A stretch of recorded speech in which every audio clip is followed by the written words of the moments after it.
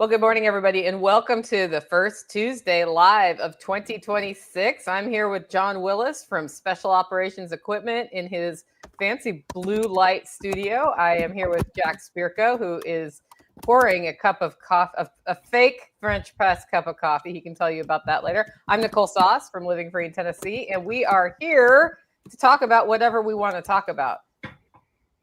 And John, you were just talking about how awesome it is to have a road widened that takes your property from you.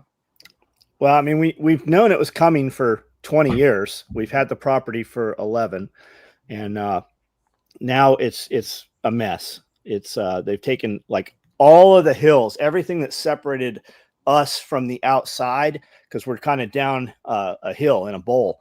They've pulled all the trees. Well, we pulled most of the trees down, and they're cutting all of that out of there. So they've got 330 Komatsu or Deere excavators, massive machines. They're going to come in with bulldozers and everything. So we're just kind of doing what we can do right now, piling up a berm of dirt. It's about 4.5 feet right now across. We're going to take it up to 6 and then put it in, willow or bamboo or, pine or something. And all we can do really is wait. And then, the whole project about bringing the top paddock down and bringing the bottom one up a little bit and kind of leveling that property somewhat so it's more usable. We're starting all of that. So pulling all the pine trees out and everything. Does that affect your drainage situation? Oh, it's going to, yeah, it's good. It already just cutting the trees down before they even moved any of the dirt. It rained and it just washed topsoil everywhere. So every 20 feet, I've kind of put a berm of dirt across the entirety of the property to kind of catch the water. It's worked somewhat. That's a bummer. Yeah, it's a mess. It's just mud everywhere. Yeah, our experience when they put city water here is they said they were going to be very careful about drainage and blah, blah, blah. And we have a new road flood that we've had for about 8 years since that went in. It's like every time it rains, and it's because they dug up a culvert, put the line through that and buried it again, and then filled the culvert with rocks because so they've got major work going on just a quarter mile up the road. Like they have forms in the ground and they've poured concrete and they got massive cranes and square culverts like would go under an interstate down there. So I mean, I'm not concerned about flooding there, but it's definitely changing what happens on my property. Yeah. Well, luckily you have equipment to deal with it. We do. Yeah. You need a fence like my neighbor put in to hide it all. A fence. They put in this thing for I think 55 and older RVs. They put in 5 pads, our neighbors, and I guess they wanted their people to not have to look at us or us to see them. They put up iron, and then they took the panels like you use for metal roofing. Mm-hmm. And that's the fence. It's a complete, and like the guy's like, I hope you're okay. Like, I want to put that all the way around and not look at any. Yeah, no doubt. You can see through chain link. That'll catch some sound. Yeah. My only concern for him is like when we get one of our really vicious winds. Yeah. I mean, it might rip the panel down, but he's got like 4-inch iron. That's not going anywhere. Yeah, I think we're putting bamboo on the outside and let it go their way. So it won't be our problem. I mean, they'll come through with excavators or cutters or whatever, but it's up a cliff and their power lines are at the base, I think. So there's no reason that they're going to be coming up there. But we got about 10 feet of demarcation between us and them, so we can just let it run there. Gotcha. So a question for you, John. Are you being financially compensated for the land they are taking? No, it was part of a deal. Like we knew that was happening. They had the eminent domain, some people, but they had actually bought it from the previous owner before we took possession of the property. We knew that was a possibility, but we've been hearing this for 14 years. They came through every 4 or 5 years and put spikes and surveyed and did all of this. Where we put those swales up there, we knew that was a possibility when we did that. Yeah, that's a bummer to undo all that swale work. Well, we took all the dirt. I mean, it's all super fertile. We pulled all that whole berm. We relocated the entirety of the berm. Cool. Okay, I'm wearing my oil shirt today, my oil timeline shirt in honor of Venezuela, which is totally a drug issue, right, guys? I have a nuanced take on it. Good, I don't. Because so first of all, it's obviously an oil issue, and I don't think that we have any business doing it. However, the shrieking by the left is comical at best. The pearl clutching in 2020, I think it was Trump put out an indictment. The Trump administration, DOJ, put out an indictment for Mudoro, and they issued a $15 million bounty, and then Biden, the potato, came in and raised the bounty to $25 million and didn't remove the indictment. So does it mean anything when we indict somebody? Like, is that a thing, or do we just do it to feel good about it and grab each other's asses, right? The whole shrieking that it's illegal and unconstitutional is nonsense. Should it be? Maybe, but it isn't, right? John Bush, who I love, said, show me in the Constitution where it says the president can do this. I said, show me in the Constitution where it says the president can't. Right? Where does it say you can't do this? And like, constitutionality is based on like the Constitution and what it says you can and cannot do, and then precedent of what has been done. So Bush the first freaking took out Noriega, right, in Panama. We've grabbed other people like this, and then, well, he's the president. Okay, 55 countries do not recognize him as president of that country. None of the G7 nations, who are supposedly our allies anyway, recognize him as president of that country. 15 of the G20 do not recognize him as president of that country. And if he is, if it's legitimate, does that mean you could be president of a country and be indicted, and then we just don't do anything? Because that standard didn't seem to apply to Trump very well when they were coming up with 99 indictments out of one bookkeeping error. So I don't know. Like, should we fuck around with other countries? Probably not. Is it legal? That's a different question. And then here's the question I have for people that are private property rights people. If I go to Nicole and we freely agree with each other, or like what happened to John with the previous owner selling off a piece of his property, right? You knew that when you bought it. If I go to Nicole and let's say Nicole has 300 acres, and I say, Nicole, I want to buy the rights to the oil or natural gas under your property. I'm going to make this huge investment. I'm going to put in a road. I'm going to put in 2 or 3 pads. I'm going to put in equipment. I'm going to put in everything necessary to start extracting and transporting this natural resource off your property. She should be able to tell me flat out, go get fucked and not do the deal. But if she does the deal, don't I have now legal right to that shit? Because 20 years ago, that's what happened in Venezuela. U.S. oil companies went in. You can talk about it being predatory, whatever the fuck you want. They made the deal. They made the investment. They put in the fucking infrastructure, and freaking Venezuela's oil output went through the roof. Chavez took over, seized the oil on behalf of the people, which basically means reneged on the deal he made, kept all the fucking infrastructure, and the oil production has gone down like a fucking rock ever since both those fucking clowns have been in charge. And the oil companies are like, hey, we want our money back. So they went to like the global court system, the world court system. And they said, hey, they fucked us. And the global court system says, you're right, they did fuck you. Venezuela pay them compensation for what you took from them. And Venezuela said, fuck you, we're not doing it. So to me, like, that's a private property issue. Yes, Venezuela owns Venezuela, but the oil companies paid for what was underground. They paid exactly what they said they would. And there was, by the way, there was a royalty that would have continued to go to Venezuela for the extraction, which would right now exceed the money that they make from 100% of the oil they extract, because they extract dog shit. So I don't know. I mean, I guess what I'm saying is it's complex. And overall, I really don't give a fuck what happens to Nicolas Maduro. It doesn't matter to me. I don't care if they put his ass in a catapult and shoot him in the sharks. He's a dick. I don't give a fuck. Should we do it? Probably not. But you know what? Us talking about it won't change a damn thing. Well, that's 100% true. That's talking about it will not change a damn thing. The pearl clutching is the big thing. I mean, I could go dig it up, but if you go look, you can find clip after clip after clip of Democrats during the first Trump administration saying the indictment means nothing. Trump's not doing anything. Trump's on Russia's side because he's coddling Maduro. Something should be done. Yeah. So then dude comes back into power, does something, and they lose their fucking minds. Pick one, guys. I feel like we have reached a point Well, this has always been the case, but I think even the average person gets this now. The left has no credibility. The selective outrage, like it plateaued at its peak, and there's nothing they could say now that anybody with a fucking IQ over 68 will listen to. So didn't go ahead. didn't they have an election there and a female won, but they never let her take office?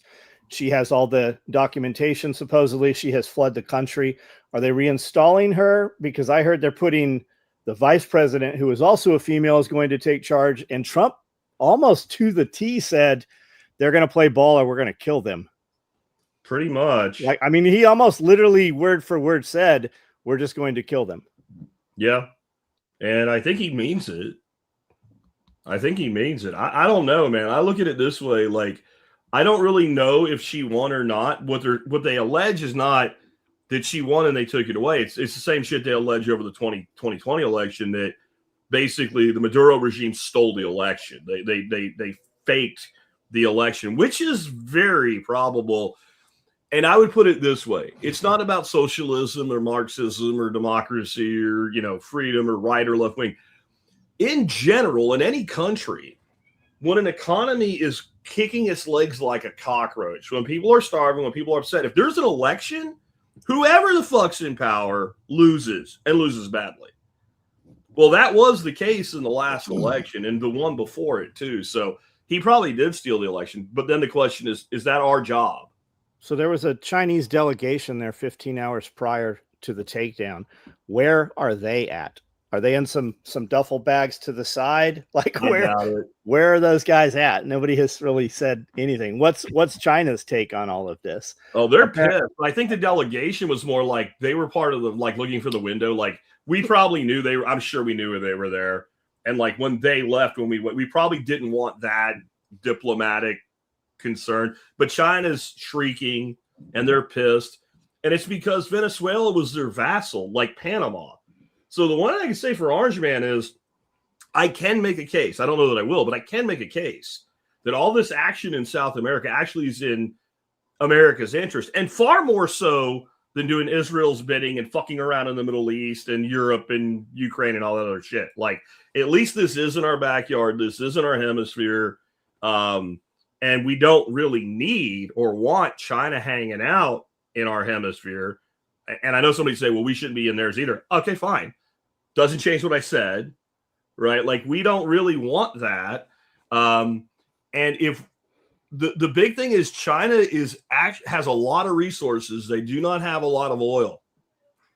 And as much energy as you can produce with coal for electricity and all, when it comes to what their strategic goals are around the world with the Belts and Road Initiative that they have, you need freaking shit you can pump into a vehicle and drive around to do all that stuff.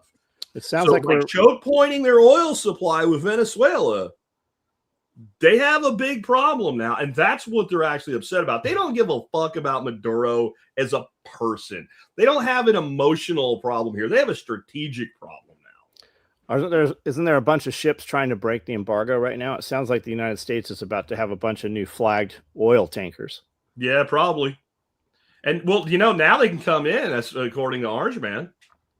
He said, we will sell them oil. This is my problem with him. He says dumb shit, and if you're going to actually pull something off, then you should explain it when you're the president and you say, we're going to run Venezuela. Well, how's that going to work? Right? There's two dudes. I can't think of their oil name. There. Good. Isn't the oil there only good for military ships? Isn't it it's sour oil or something? It's sour without crude. Massive refinement. Yeah, but we have refining capacity for that. That's something we have. We can refine sour crude. A lot of places in the world can't. I would assume we already have infrastructure in port starting to move to put the oil fields together right now. Yeah, but how do we run? Here's my question then, John. How do we run Venezuela? How does that work? Because they have this vice president chick, and then they have the other, like, supposed winner. And the vice president chick is even agreed by our country to be less bad than Mudoro, and she might play along or whatever. But there's two dudes. I can't think of their names. So one basically runs the military, and one runs kind of like the suppressive civilian militias with these motorcycle fuckers that run around basically just shooting anybody that fucks off and does anything they don't want them to. Those two dudes are actually in control of the country now. unless you're going to go in and surgically remove or strike those guys. Are they in control though, or do we just allow that appearance? Right. I mean, we just went in and grabbed the king in the middle of the night with very little effort. I mean, I am sure that those. I'm not saying they're not scared. I'm sure they've already been rounded up and had a talking to, and maybe if you flip one of them, the other will go. Like if you flip one, and then they go to the VP chick and say, "Hey, we need to play ball with the United States," then you got something. But unless you flip at least one of them, and then the other dude's dead, right? Like they're gonna like. And maybe they did. Maybe they did flip her. Wasn't that bounty up to 150 million? I thought it was all the way up to 150. No, Trump raised it to 50 is what I have. Is that what it was? Trump made it 10. No, 15 was the original, and then Biden increased it to 25, and then Trump recently increased it to 50. You're right, 50 million. Now I didn't see this, but there was a lot of online gun channel grumblings that Pam Blondie was out there in a press conference and said that some of his charges, they had charged him with possession of machine guns and possession of explosives. A man that has F-16s, and they're charging him with, normal people crimes. I just found that to be interesting. Like they'll throw anything at you, but you just hit something with the bounty. Something that I didn't even think about. I haven't been really paying attention, but I get the sound bites and all. You made me think of a soundbite, John. This is an interesting thing you just pointed out with this bounty. I think it was Rubio that was talking and said something like, and now we don't have to pay anybody. And Trump said something like, well, hold on. Or be careful, or we're not sure, or something. Like we're not like that. Wait a minute. We probably shouldn't be saying now. Trump has never wanted to say, we shouldn't be saying something yet. He's always saying the cart before the horse, right? But it might be that one of these clowns or both of these clowns cut the deal like, hey, we'll enable, because it is weird to me how well this went down. I mean, I know our guys are good, but the Venezuelans have a fucking metric shit ton of very good Russian anti-aircraft weaponry. And we didn't go in like fucking super swift strike team, fast mover jets and blow the fuck out of everything and then go surgically remove him.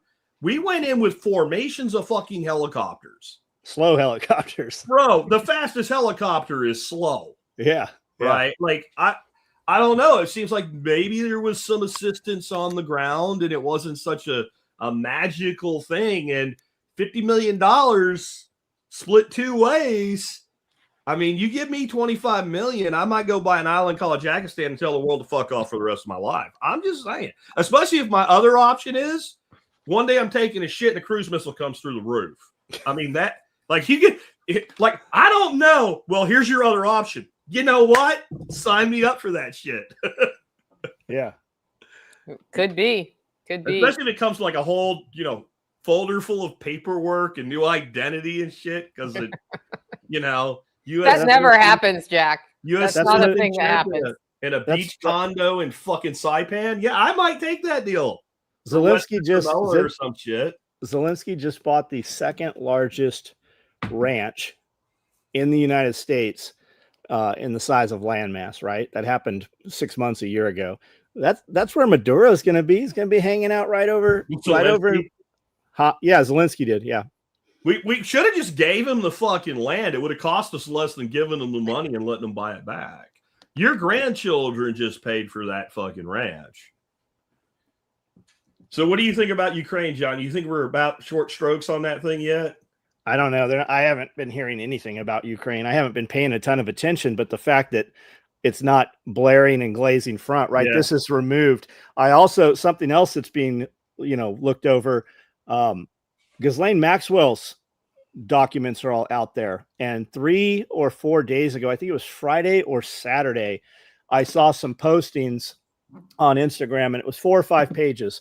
And there was 4 or 5 people on each one. It said, while you're watching the Mudoro thing, or Venezuela is being talked about, what you're not seeing, and it had a list of all of these Democratic congressmen, senators, politicians who have been indicted and charged, found guilty, child pornography, trafficking of children, all kinds of sex crimes. Now, of course, they were all Democrat because it's being told from the Republican perspective. I'm sure there's equal amount of Republicans on there, but all of these people have quietly just stepped down, gone away, or been, snatched up, and nobody's saying shit about it.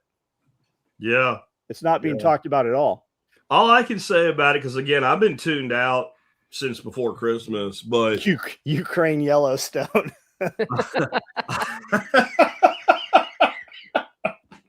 Anyway, the only thing I can say about it is I know Putin did make a remark to the effect of, I'm paraphrasing, right? This is Jack Spirko version. I'm tired of dealing with this little fucking ass clown. And clearly they don't actually want to negotiate. And there ain't that much more territory to take as far as to what we want. So we're just going to fucking do that now. That was basically what he said. Like, if you're serious about negotiating, we'll come back to the table. Until then, we're just going to take this last little bit of the Donbass. And what are they going to do then? Say, give it back? I mean, some of these retards still think they're getting Crimea back. That was 2014. That's more than a decade. That ship is gone. On the Mudoro thing, like, he stood up on national television and said, "Come get me."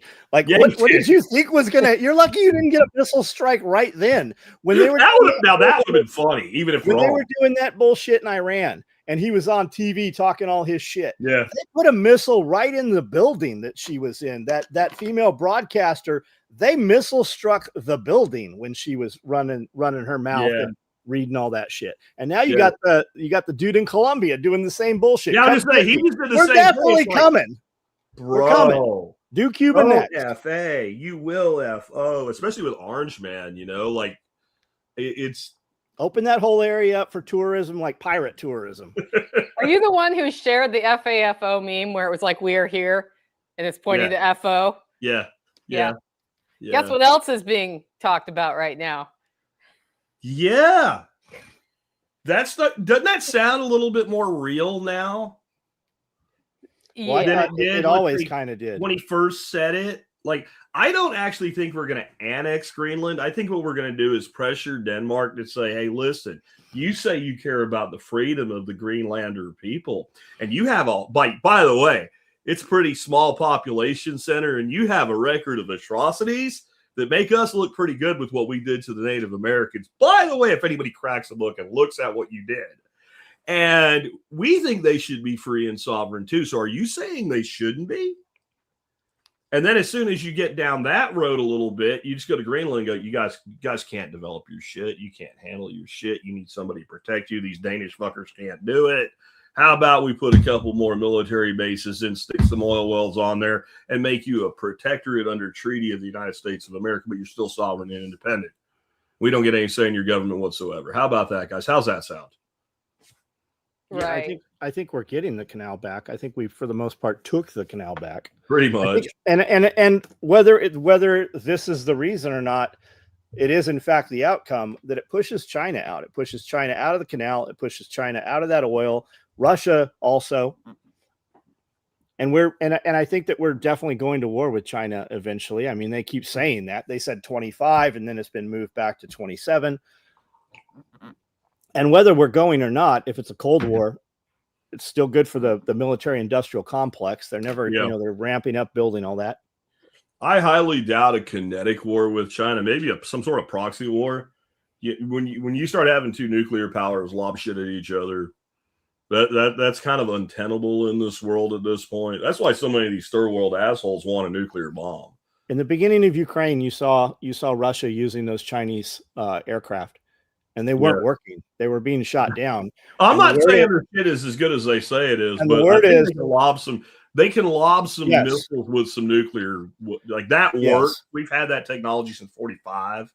And the word is China said, hey, ground those things. Stop. You're showing that they do not work. They don't work. They were getting shot down by shit that should not have been able to shoot them down. So somebody saying what you're saying, then second Cold War, I agree with that. And I think that if we have any fucking brains, then we need to end this shit in Ukraine, and we need to make Russia a fucking ally in that. And Russia now has more in common with the average person in the fucking United States than all of Europe. Well, Patton said it's not even close. Patton said we should have. Yeah, I mean, We should be with Russia. Russia is where we should be right now. We don't need to be like doing business with, but we need to do yeah, exactly. Like basically, like okay, like y'all are cool, we're cool. You do your thing, we do our thing. Stay in your own zone, and everything's cool. Because Russia will totally stay in their zone. Russia does not have world domination plans. They really don't. They have enough Look at the size of the country they have, and they have like 130 million people in it. Putin thought he was coming into NATO. Putin thought he was going to be welcomed in. Clinton said, I think we can do this. There's video apparently of him saying this, you know, back before the AI, but I mean, who knows when that really started. But there's Clinton saying, I thought we could bring Putin into NATO. And as soon as I said some things to a couple of people, that all ended, and that was the end of that. I'll tell you, if you said I have to live in Berlin right now or Moscow, I'm going to Moscow. I wouldn't have said that 20 years ago. Yeah, Berlin's a beautiful city. Today, I'm sure the city's beautiful, but you know, when you have countries throwing people in jail for social media posts, there are Americans moving to Russia that are immediately being conscripted and sent to the war, though. Most of those people are making that deal, though. Are they? Because that's how they'll let you in. You don't just go. It's not like the United States. You don't just go there. If you get in through alternative means, they're not. But there's a lot of Americans that are basically like, yeah, I'll go to the front in return for a Russian passport, basically. And I'm not doing that deal. Like if I'm going to Russia or I'm going to Germany, you made me. I don't want to do either one. I'm saying if I have a gun to my head and I have to pick right now, because Moscow, I'm just going to head out freaking east and go out into rural Russia and disappear. I'd go visit. Yeah. Yeah. You get out of the city in Russia and it's like West Virginia with people speaking Russian. I mean, it really is. Like it's actually kind of fun. Go on YouTube and search for like rural Russia community. Use search terms like that and go look at videos that are like mini documentaries and stuff that people have made of life out in the countryside of Russia. I ain't saying it's perfect or anything. I'm just saying I don't know who's bothering them because, again, you got a country that big and 130 million people in it. There's a ton of video of, around Japan. There's a tourism going to Chernobyl. And there's tons of video of people going into those isolation areas. And there's people that just never left. They're still there. Old grandmas and shit living in sheds and stuff all through there. Just like, as though nothing ever happened. They're living on moonshine and shit. They don't give a fuck. Potato. Yeah. I can't think of the name. There's a name they use for them there. It's the scarf they wear. And they call them. What babushka or something like that? Yeah. Japan's population is 123 million. Russia's about 130. So there's as many people in all of Russia as this relatively much smaller nation of Japan. They can only do so much. Like if you get out into where your low population density is in this country, most people are left alone. You get to a population density like that. Like I think people still are under this mindset of USSR. 1980 Soviet Union. That's just not. I'm not saying Russia's a free place. Don't get me wrong. I'm just saying, like, even totalitarians have limits on what they can do.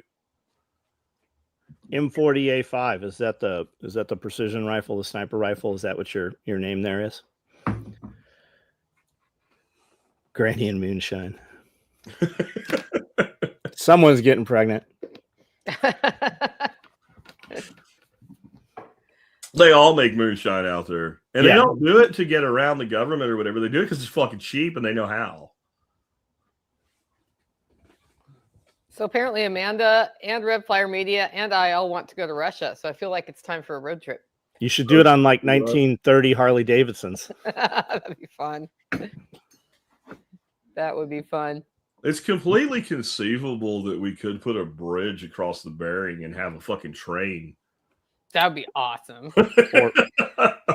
You better put some serious redundancy in that shit. Yep. If something breaks down, and it wouldn't. And people are going to tell me it's not doable. It's doable. If you look at some of the engineering we've done, it's more than doable.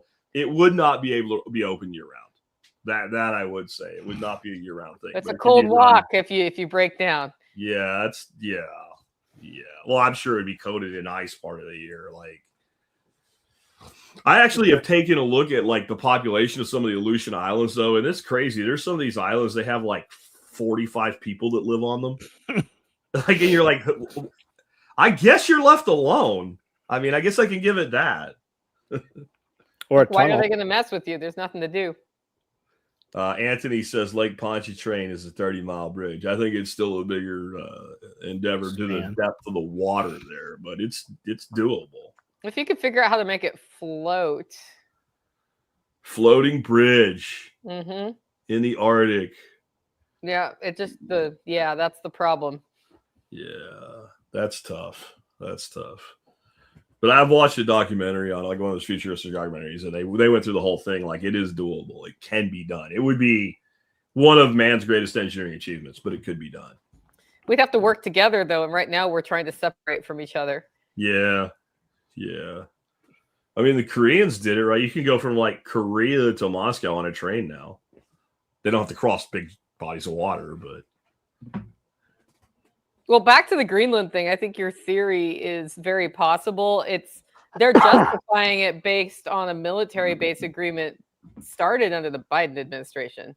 Yeah. So as much as people are pissed off at Trump about this, he's just saying the words. Yeah. He's saying a lot of things out loud that you're not supposed to say out loud, and some of them are pretty bad. The housing, did you hear what he said about the housing? No. Situation. This is fuck young people is what this is. The 50-year mortgage. Right. He's right, but it's fuck young people out loud. And it is that if we were to like pull back your regulations, put in policies that are pro-builder, make a lot of more housing, then there's a lot of people sitting on a lot of real estate that would go down in value and adversely affect their wealth.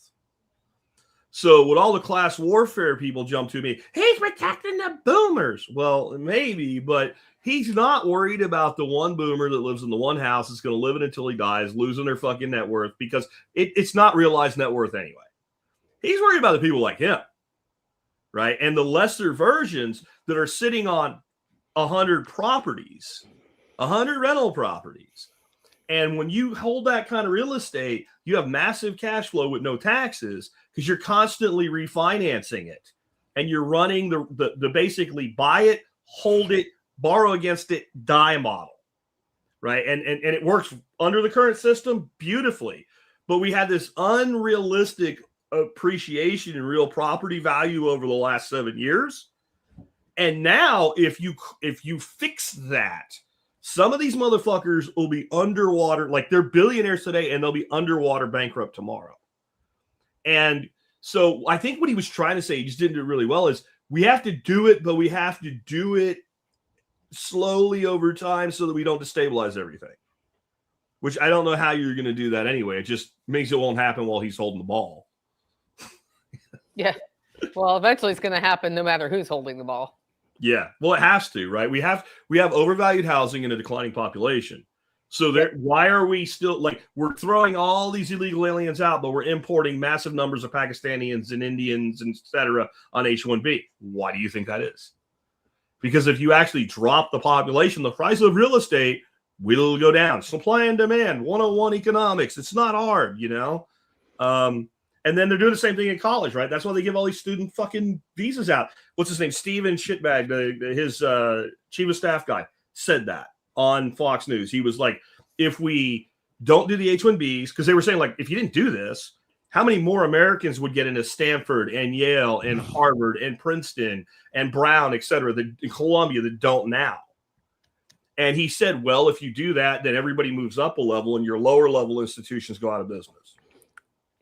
Didn't he say he was going to charge? Isn't there a fee for H-1B visas, right? Wasn't it $1 million bond or something like that? It was 100,000 or something. 100,000? Pretty expensive. Wasn't that kind of like a done deal? I thought that was happening. He did it, but I don't know that it's actually being done. But even if it is, look at it this way, right? So I'm a tech now.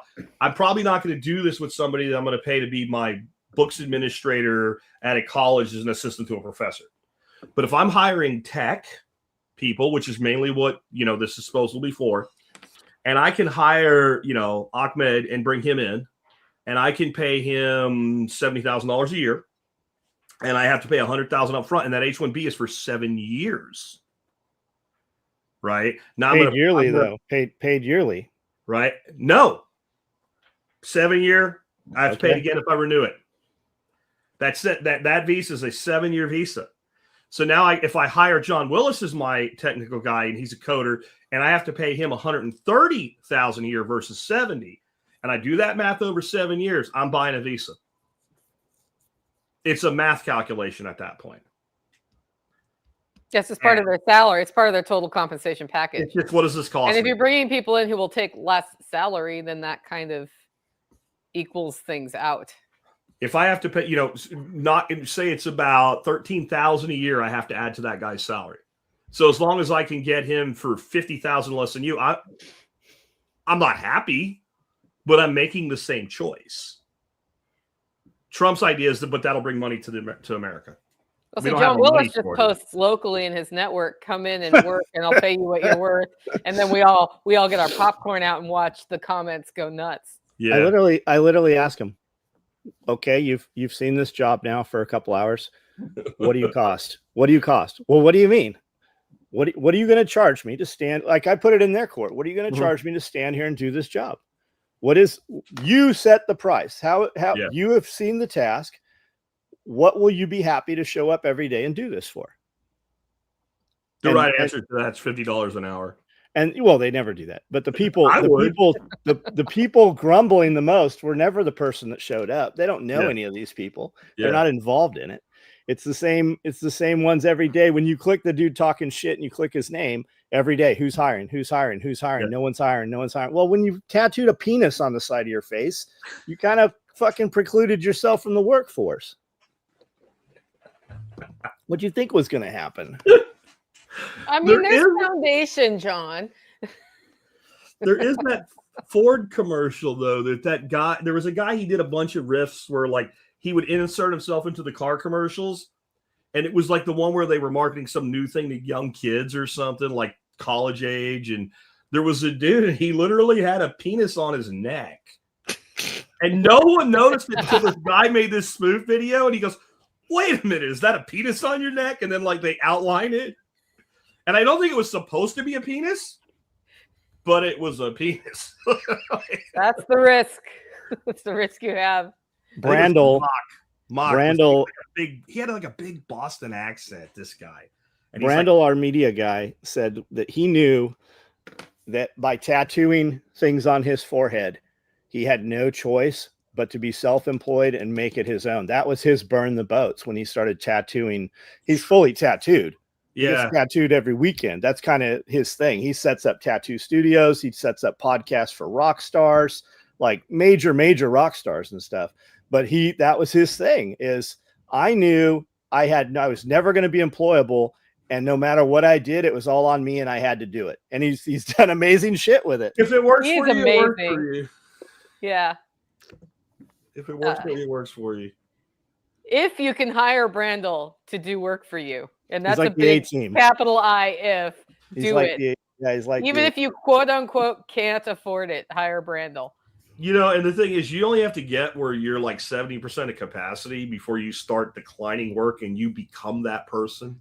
Yeah. Like if you try to do that when you have like one customer, it won't work. But if you have enough work to pay the bills and you just start turning some people down because then people actually start bidding you up. And you just loudly tell people no. But it enrages other people that are not involved in the situation. And then they advertise for you. So, John, what's your marketing strategy? That's it right there. Rip everybody off. Tell them no, they can't buy from me. Nope. And then when they throw a fit, turn their name into a discount code. You just take sale. That's the Willis model. And build the best shit there is. I like it when he blows the gear up they were gonna get that he's not shipping to them. If John was repackaging Chinese nylon garbage, his business model would be self-destructive to the extreme. It only works because he builds a fucking rigger belt that you can hook 2 trucks up to and they can stall each other and it doesn't come apart. That's why it works, because the product on the underside of that attitude is worthy of that attitude. Those two things have to be in balance. And I would say in John's case, the product's literally overbuilt for the attitude. So it's marketing gold. Dark Horse, where are you, man? I'm seeing your Yeah. post, but I'm not real sure what all's going on here. I Arizona love that kid, but I think he has multiple personality disorder, man. Arizona copper penny. Did they stop making copper pennies? That has ceased, right? Can you go to the bank and currently get? I want a couple 5-gallon buckets of copper. Oh, you can get them. They're just not making them anymore. But what you want, if you want copper, you want 81 in back. But I want them for like a floor eventually. I just want to have. You can just go buy buckets of copper pennies. Fucking pennies you want. They add up to a lot of weight. Mail your copper pennies to Special Operations Equipment. I'd love it. You send them. Years and years ago, when I found out about the 82 split, right? I got this bag and I started throwing fucking pennies in, like a super heavy duty bag. And it was in my closet in my proper office that I'm gutting now. And I just kept throwing fucking pennies in there. Well, when I had to clean the office out so we could remodel it, I could barely carry the bag. Yeah. And I'm like, now what am I going to do with this shit? Copper's Give them to John. Money. Give it to John. You want to try? They're all pre-82s. Or so here's the trick: if you actually want to do this and make your life miserable in the future, you take a 1982 penny, and it could be copper or it could be zinc. You don't know. When you flick it, and you have to flick it so your thumbnail kind of hits it. Ping, looking for copper one, it makes a different ping than the zinc ones. And you do it like 3 times. You're like, I got it now. And you can absolutely like instantly ping, copper, bing, zinc. Like that easy. Do you remember? Yeah, I'm fucking weird. I admit it. Do you remember when you were a kid, every house you went to, your friend's house, they all had that 5-gallon Sparklets bottle full of change? Do you remember that? You don't ever see, kids will never know that anymore. No. A video popped up on YouTube the other day with all the reasons that you should have actual media, right? You should own CDs and stuff. And I'm like, that sounds like a great idea. I should probably get a CD player. And then it started showing me more videos. So everybody's going back to iPods. And now there's a company that sends you split the back. They've got a bigger back and it does Bluetooth and USB-C charging and stuff. But man, there is a huge, huge market for this stuff. It is massive. The people out there doing CDs and iPods and stuff like that now. Well, John, how many pennies do you need? There's a whole bunch of people with them. I mail them to me. I will take them. We could drop them off in person, right? Yes. Just mail them. People mailed. There was some movie set that was some TV show was shutting down and everybody was irate. So they started mailing bricks to the studio. And they said they had like thousands and thousands of bricks show up over a couple weeks. That's when you build your wood-fired pizza oven. That's right. You know, if anybody's wondering why we're on about pennies, though, dig this. Right now, if you have $100 worth of pre-1982 pennies, the copper value is $393. Wow. That's why people do it. But I don't know how you're ever going to, first of all, that's a lot of pennies and a lot of work for $300. There's an app out there that you take pictures of all of your change and it pinpoints which ones have high numismatic value or collector value. That's cool because then the one thing is worth $10 or $100. But I just want to think about it, like if I had to melt $500 worth of pennies into copper ingots, how much would the time and energy cost me relative to the differential in the value? Yeah, well, because they don't. It's like the crackhead stealing copper. If he paid himself minimum wage, stealing the copper is not of value for the effort put into that and the tools required to do it. Yeah, and this person's right too. Nickels actually have a ton of copper in them. They're mostly copper. I'm sure that's next. I think the nickel's going to die next.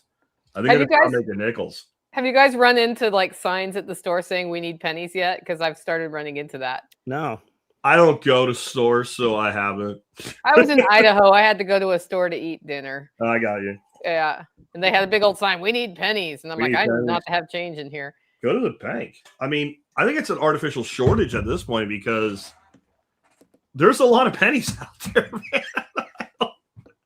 Not everybody has a giant bag in their closet like I do. I can't believe that. I mean, you can still find silver relatively easily in change in the 80s. That had been 20 years. Because I remember that somebody said something about the different sound of silver. The silver's so distinctive. Like when you grab a handful of change, if there's a silver coin in there, you hear it instantly if you know what to listen for. Yep. But there can't be a penny shortage yet. I do remember in 82 there was. Are they just not When they did resending pennies or something? I think that's what I think has started happening, and then the stores only have the pennies that are in circulation. Yeah, that's and then that requires you to pay with pennies, and people don't because they don't want to mess with the change. So what I remember from the past, I remember I was like in second grade or third grade in Catholic school before I got kicked out the first time. And they had us bring pennies in to teach us how to open bank accounts. But what they were really trying to do, like there was this, like schools everywhere did it apparently, and they were trying to get pennies back into the banks because there was a penny shortage, because the government was, before they made that change to zinc, and then it took time to make the switch over and start producing them, they were not producing enough pennies because they were losing money for every penny. yeah, if you're going to pay with cash, you must have exact change only is coming up.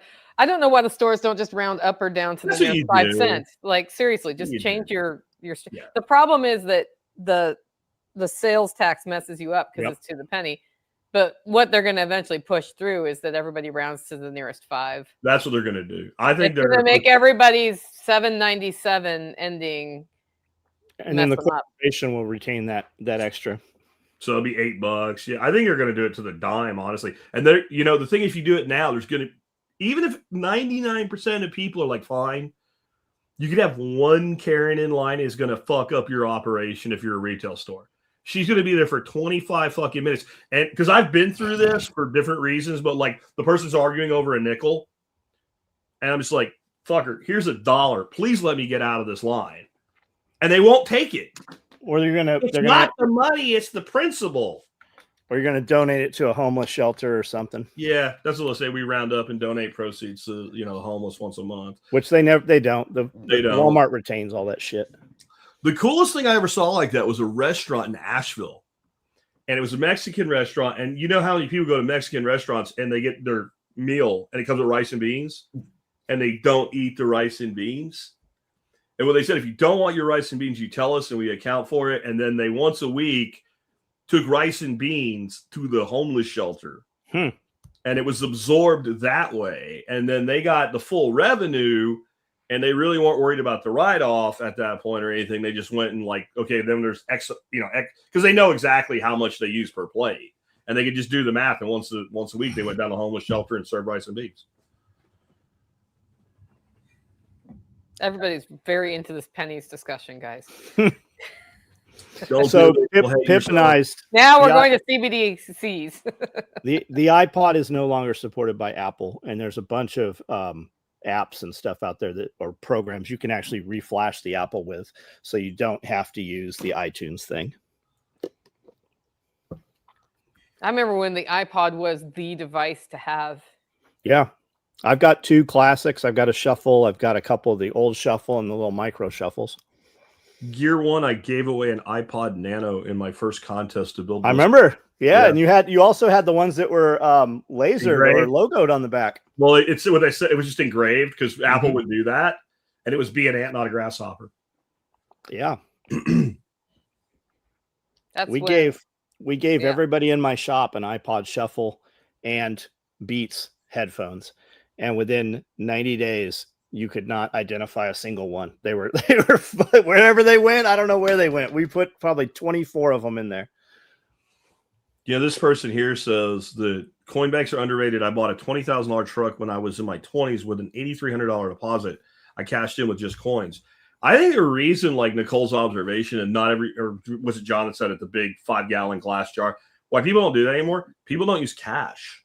Yeah, that's right. I don't think it's they don't value the change at all like we used to. I think they don't get much change because they don't use much cash. I used to do everything in cash, and I would go to the ATM and pull out my $300 daily limit off of 3 debit cards. So I'd pull $900 in cash, and I would pay for everything in cash, but I would only use 20s. Anything lower than a 20, I would put in a shoebox. Okay. And in about 6 months, I bought a Cadillac Escalade with the money in the shoebox at the end of that period. A used one, pre-owned. So anything that broke a 20. So if you had $18, okay. Yeah. Yep. Only paid in 20s because that's what the ATM gave you. Anything below that went into the shoebox. I still have that shoebox. It's a Vans tennis shoebox. Is there money in it now? No, it's full of just like stuff from when I was a kid, little things, right. you know. It's his treasure chest. Yeah, exactly. Treasure chest. Yeah. I remember Vans. I remember Vans too. I'm wearing Vans right now. They still make them. Okay. Yeah. Are they checkerboard Vans? Or maybe they're Converse.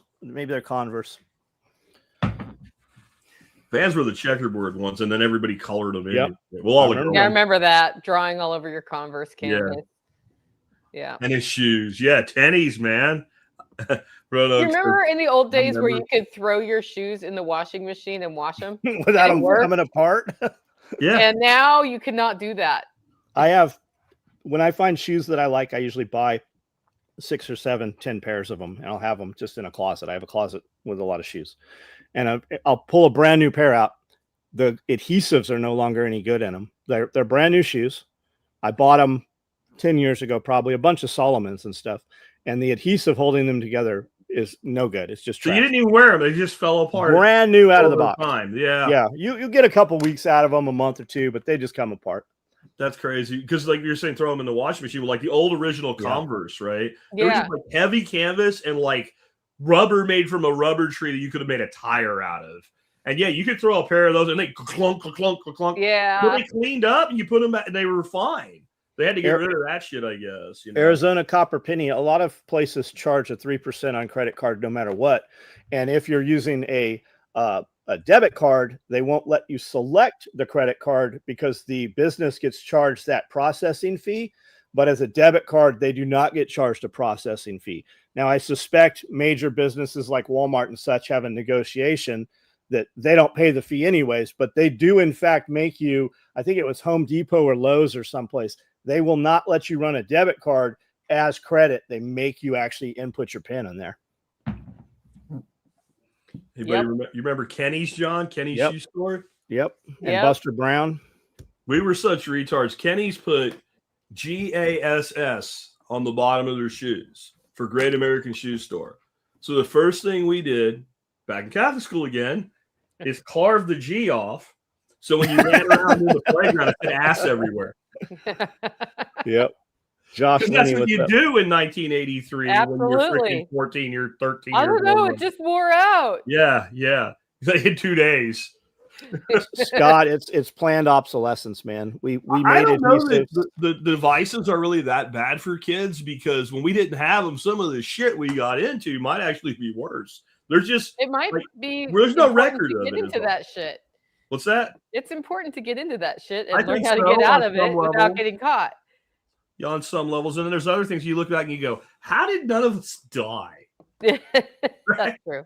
How are none of us in prison? Like, how did we do all that shit and get away with it and not get seriously injured? Because we all got hurt. I mean, hurt was par for the course. I remember gluing a freaking cut shut with super glue because I was afraid to tell my granddad that I cut myself. Yeah, I have this scar right here. I was cutting some pampas grass and caught the wrist. So I tried to hold it together and then wore a long sleeve velour sweatshirt so that nobody saw it. And by the time the 4th grade teacher saw it, it was too late to get stitches by the time mom found it, by the time I was told on. Luckily you didn't have gangrene. Yep. The question is, are the shoes falling apart because they got worse or because the washer got better? I think it's because the shoes got worse. Yeah, it's planned obsolescence. They use adhesives intentionally that do not hold together. And I'm sure there's going to be some PFAS and some toxicity and shit like that. But yeah, well, it's also because they're using more of the synthetic materials too. Because it's very hard to find non-synthetic things at this point that are worth a darn. And even jeans. It's like I'm to the point where I just want to buy canvas and start sewing them, except for I don't want to start sewing them. I want to find a company who does that, and then I don't want them to look like ass. Yeah. The last time Alan Booker was not here, but when he was at your place and I talked to him, I didn't know this about him, but he told me he doesn't wear any clothing at all made of synthetic material. And I'm like, that might be a little bit extreme. But then I was like, wait a minute, how hard is that? It's way harder than you think it is. Even when you see something like cotton, it's what it says. And then when you read, it's like a cotton poly blend. Yeah. Like try to get bed sheets that are 100% cotton. Yeah. Or 100% something. Yeah, linen. Art Lay Murphy, we bought 3 small extra short M65 field jackets last weekend. I don't notice mediums, but I do see the shorts. I use medium regular. Medium regular. Speaking of jackets, the hoodie that you sent me, John, is awesome. They're beautiful. They're badass. Like the redesign of that logo, and then the thick. And then just not printing it on the black, but putting black print in there. It really, you see it at a distance. You're not sure what it says, but you know it's there. Yeah, you're sure what it says when you get closer. Yep. Yeah, I was just surprised at how hard it actually is, and like bed sheets and shit too. Like a lot of stuff, like you're like, okay, bamboo. Like bamboo fabric actually feels really nice, but then you read it, none of it's all chemicals. It's but not the chemicals, bamboo. the chemicals involved in bamboo too. Yeah. Yeah, we've been doing a concerted effort here to make sure all of the things like that, when replaced, are 100% something, and it's hard. And then it will say it's 100%, and you get it, and you read the tag, and it was advertised as 100%, but the tag says something else. I wanted to, I have a scar on my nose from a BB gun, and I shot Mike Wilson's canine tooth out, and I shot John Wilson in the shoulder, and we had to pop the BB out of there. And none of us ever had eye pro. It's a wonder. None of us. We all still have all of our eyeballs. Yeah, we did it. We were pretty good about not in the face. It would happen, but it wasn't usually on purpose. Or somebody, like, there's the FAFO, right? Or somebody did it first. That's the same thing with the 2-pump rule. You hear clack, clack, clack. You're like, all right, clack, clack, clack, clack. Yep. That's how that works. You hear somebody else clack, clack, clack, clack, clack. Well, I have been armed for this entire live stream, just for the record. What's that? Oh, your arm? This is the anti-tiny terrorist defense system. For the cat. Yeah. I talked to Fairfell sitting on the counters, and I'm like, nope. Yesterday. You talked to who? John just went into he went max out room on us. He's gonna get to sell us that like 6 more times before we can hear. There, are you back? Not yet. Fairfell. Aguera. Oh. Fernando. Survival. Fernando. Say Fernando. Cool. Yep. Fairfell is his. It was always his handle on all the forums. Amanda said, I wonder what his take on this, because he's in Venezuela. I wonder what his take is. So I went and looked at a couple of things, left a post, and he commented right back. And he said, yeah, we'll see. It definitely seems like it's for the good. But I just was curious whether he was putting content out because he had left Argentina and went to Venezuela. When did he go to Venezuela? Because he originally went to Ireland. I'm pretty sure he's in Venezuela. I thought that's his whole thing. He had put out those books and stuff, remember? Yeah, I remember the books, but I had him on like after he left Argentina, and he was living in Northern Ireland. Okay, maybe I'm wrong, but I really think he's in Argentina. Maybe I'm completely off on that. I know he's done a bunch of videos with Matt Bracken. Yeah, they were doing he may have moved back to South America. I don't know, man. Fairfowl Blogspot. That's his old blog. That's last entry there is 2020. Yeah, I think his YouTube is Modern Survival, which I thought was funny because wasn't that your online handle? I thought that was your online handle. Yeah, but I never took it as a handle early on in all the socials, so everybody ripped it off. Because I'm dumb. I made that mistake. There's a lesson in that. But I had him on not that long. I mean, not that long ago. I mean, it's probably 5 years ago. Oh, his is the Modern Survivalist. That's it. Yeah. Yeah. Where's Vin now? I don't know where somebody's out about Vin. I'm sure they mean Vin Armani. Last I heard, he was in Saipan. I think he's still there. Yeah.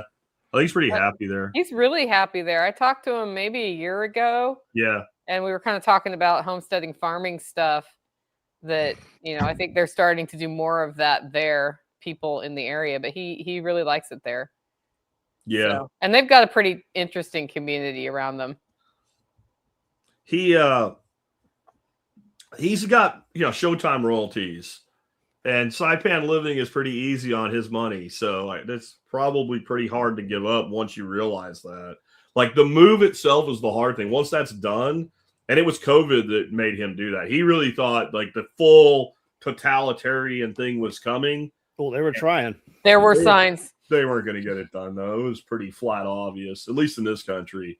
And, but I think like if that's the impetus, that's one thing. But once you're there, you're like, wait a minute, this is all right. It never freezes. It never gets cold. It never gets that hot.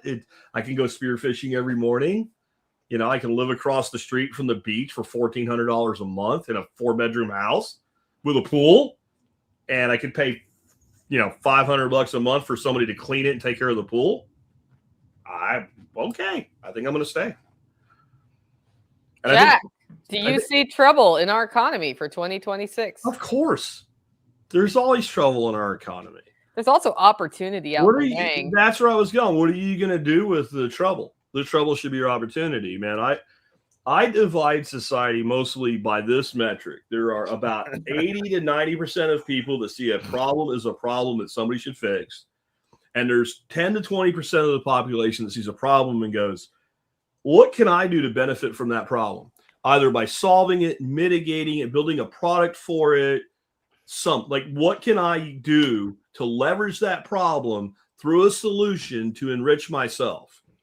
And so I hope there's problems because it makes me a lot of money. I think my target audience has completely refined itself in the coffee business because of the economic situation. Well, I know that actually. And I tested it in December and I was right. So how did you test it? I tested it by adjusting my marketing focus. And it was the biggest month I've ever had. Really? Yeah, that's why I didn't talk to anybody, by the way. Oh, I understand. It turned into a lot. I mean, because then when you sell it, you got to send it. But but I'm just going to keep that moving into January. There is always opportunity. I really encourage everybody. I know it's mainstream media and all, but shows like The Food That Built America, The Brands That Built America, the Men That Built America, I think they're on Learning or Discovery or something like that. You learn so much in those about the genesis of wealth in this country. And you learn how many of these great brands were built in the middle of the recessions of the 1800s and the Great Depression. And the answer is the majority of them were. That's when the biggest wealth was built at least the genesis of it, in some of the worst times in the country. Because when there's bad times, there's lots of problems. And when there's lots of problems, there's lots of opportunities. Even some of like the candy companies during the Great Depression, they were marketing how many calories that you got for your money if you bought a Mars bar. Like that's a good thing. Right? Yeah. Yeah. Like, well, when you're, you know what? Depression. When you're like, you're starving. Yeah. And that was the days before fructose corn syrup and shit too. At least it was just candy. Yeah. I remember seeing advertising about how a spoonful of sugar after school was how you kept your energy up to get good grades. Because of okay. Oh, I'm gonna eat that right now. Yeah, kids are too. I'm trying to do the opposite of stuff like that, but okay. But you know, kids are too. Like if a little is good, more is better. A lot's better. Yeah. I love how they always thought we were eating healthy as kids because they bought a cereal that was sugar free, but then they let us have a sugar bowl. And you would eat like 8 times more sugar because it wouldn't melt in the milk. So it would all go to the bottom. Yeah. And so you kept adding more. But then when you ate all the cereal, what'd you do? Drank it. Yeah. Drank the milk with like 4 cups of sugar in it. I remember those days. Sponsored by Big Sugar. Somebody will make a clip out of this, and that's what they'll say next. Shakespeare has gone back on his word. He's a shill for Big Sugar now. Yeah. Go ahead, do it. I hope they do. I should do that. Go ahead. We can get the big old fake internet fight, Jack. John could join us because he has time for that shit. Yeah, Cheerios with a pound of sugar. Oh, there was one more like current event thing I wanted to hit on today, and now I don't remember what it is. I mean, you have a thingy there, but I don't know. I will say that while I was aware that there were current events happening, it's with all of the other things required to build a business, I'm just not that hyper focused on it. And I used to be a lot more hyper focused on it. Like, I know I'm more on the local side. Like, we have the zoning fights happening here, and an interesting change from our ag department in Tennessee, where they're trying to do more decentralized, small scale outreach, which I hate being involved with government, but at the same time, if that's what's happening, I'll suck it up. I feel like small scale decentralized outreach means we're coming and we want to look around your shit so that we know what you'll have when we pass our laws, so that we, can come and get on you. It may mean that, but it also may be an opening for some people to influence those cottage food laws to be more free. There's a real uprush from the bottom that they are seeing, and it's hard to ignore that because the votes of the individuals matter on the local level here. All you need is a good perimeter fence, John, and then let Porthos out of his corral. That's true. That's it. We want to come in. Good luck with that, bro. Yeah, fences and gates. Too, just so you know. And no trespassing signs. Mm-hmm. And key codes if you have a membership to pick up product from your store. That's not a store. It's a membership place. That's something that more and more people, I think, do need to do. I think it's being overplayed right now, the private membership thing and all, as to what it can do. But it's not like it doesn't do anything. I'm sorry, you're not a member. You can't come in. Can I buy a membership? Did somebody sponsor you for a member? The board will vote on you next month. Nobody sponsored you? I'm sorry. It's a private club for members. You can't come in. Do you have a warrant? No. Okay. You already asked that question anyway, but you kind of have another layer then. Well, we want to check. I don't know. Are you from the state's private membership association control board? Oh, it's up. That doesn't exist. Oh, well, fuck off. I'm actually going to be talking to Alan Booker tonight because he's been doing a lot of work in that. I'm waiting for that to drop. His little nefarious plan to rule the world. It's really taken shape, Jack. So yeah, and he's the guy that'll have the patience to put it together right. Everybody's talked about it, but it has to be legally airtight. And I know some of the people that they've consulted with are like people that are members of the Supreme Court bar, which means you're a lawyer that has the credential to be able to argue a case in front of the Supreme Court. Yeah. That's not small time. So I think he'll nail it. No, I was talking to somebody else who runs a private membership association sort of thing in the Knoxville area. And she said the reason she didn't go PMA is that you're not allowed to use a lawyer to defend it. You have to know everything and defend it if they go after you. And so she opted for, I think it's an LLC. It's a different level of protection. She said, but I can bring a lawyer in and I'm not the person who's going to learn all the things to defend it. It's just not like I'm here to link people with homestead grown food. I'm not sure how you enforce that because this person is a member and they happen to be a lawyer. Yeah, I don't know. I'm not sure how that works. Shane Gables, what is it you do, man? You made your first 1,000 at SOE. I'm guessing you mean it like SRF. What's your product? Oh, you're a knife. You're the knife dude. Imagine if all you guys had the same name across all your platforms. You're Edgy American, right? Yeah. Yep.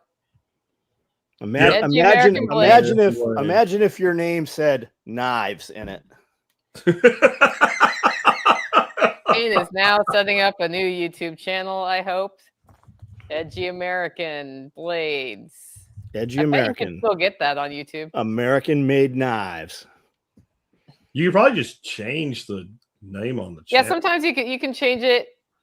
It just depends. Okie Silver, dude, what's up, man?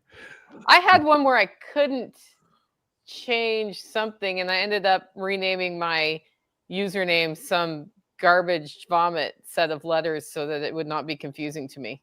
Yeah, you need to set your YouTube account up as a business account right away also, because we had 4 million views or comments or something crazy, but when we converted right there to business, we lost all the previous comments. Oh, And that's the danger with setting up a new account too. You lose all your traction that you already have. Yeah. That's never, but I mean, if you have any kind of traction, you can. Yeah, if you don't, then there's and your algorithm would probably be better with a brand new account because you don't have all those subscribers that aren't interacting. Everybody that jumps over there will interact.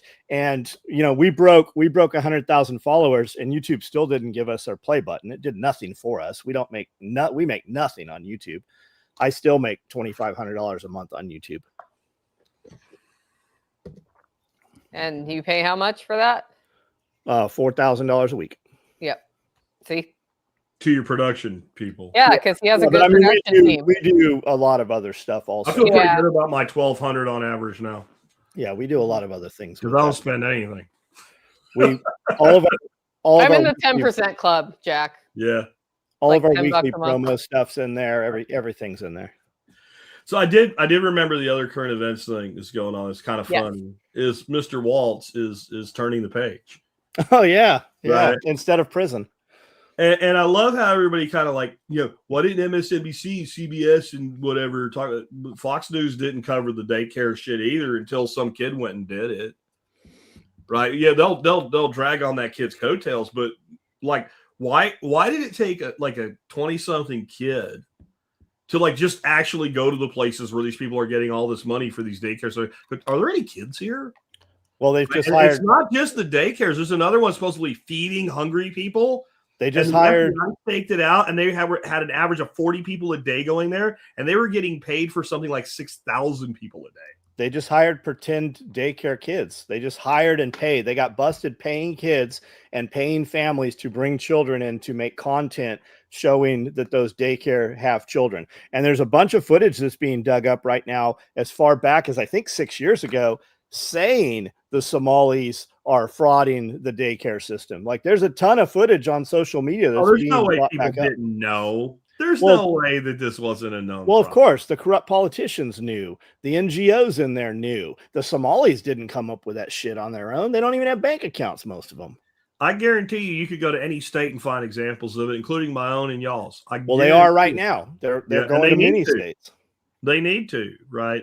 I just think maybe it was worse there because they have a huge Somali population. And I know somebody's going to say this is racist or wrong or some shit to say, but you're talking about a country where the average IQ is 68. What used to be considered mentally retarded here in the United 70. States? I believe it was 80, and they lowered it. It was, I believe, GDP says it's 70. I believe it was 80. I believe it was 80, and we lowered it to 70. Oh, okay. Because too much of our population was retarded, was being considered retarded. That's why they went on a war against the word. Yeah. So they moved the ruler a couple times and like, fuck, we're running out of ruler. And the Somalis come in. Say the word no more. And the Somalis come in even below what we considered that. Yeah, 68. That's an average. That doesn't mean all Somalis are stupid. That does not mean. It does mean that the average person is barely mentally functional. No, most of them.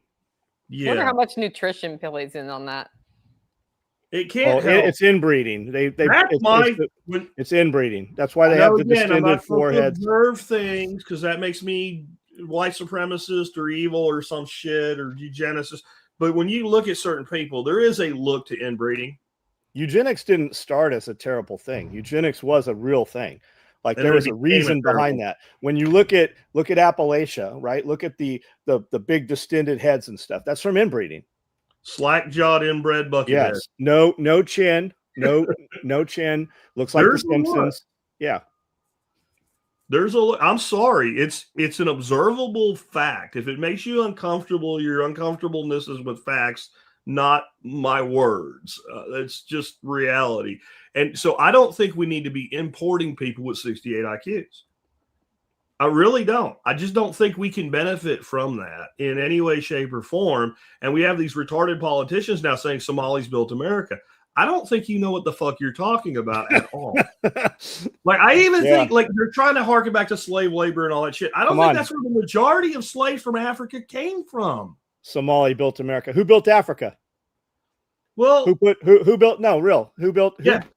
the buildings that are more than 1 story high? Who built the roadways? Who put in the electrical? Not the Indians. Go to Somalia right now, right? Somalia used to be like the French Riviera. There was massive palaces and shit, right? What do they do now? What happened when Scully was there right after, like days after Black Hawk Down, right? They were busting out all of the rebar out of those beautiful palaces. They live in a shed, a shack, a tent, and they're destroying the palaces, taking the rebar, and there's ships in port from China buying the rebar for scrap. They wouldn't live in the. They won't That's live in the actually compound. painful to They hear won't about. live. They won't live under a roof. They live in a tent. Yeah, and it was Italy that built most of that shit. Yes, it was. Yeah, it was Italy. Look at Iran. In the 60s and 70s, you went to Iran like you went to Breckenridge. Yep. No doubt. No, Yeah. Iran, Afghanistan used to be a beautiful place to go on vacation. Everybody wants to, talk about conquering and, and just indigenous people and shit. If you don't rule savages with an iron fist, everybody's up in arms over empire. Who was the guys that they just arrested a bunch of retards out in the desert, 5 or 6 of them. The feds had the turtle group or whatever, right? And they're like, we need to displace. You never see a motherfucker protesting empire and occupation other than a white person. They ain't a Native American. It's not any of those people. It's a fat white liberal chick with the rainbow colored hair. They just had a Nazi white supremacist get together at Montgomery Bell in Dixon, Tennessee. And I was very surprised to find out I wasn't invited. And when you looked at it, who was there? The people from Arkansas that are doing they bought that thousands of acres and they're doing their white community, right? Yeah. And then they said there's a group in Tennessee apparently doing the same thing. Never heard of them.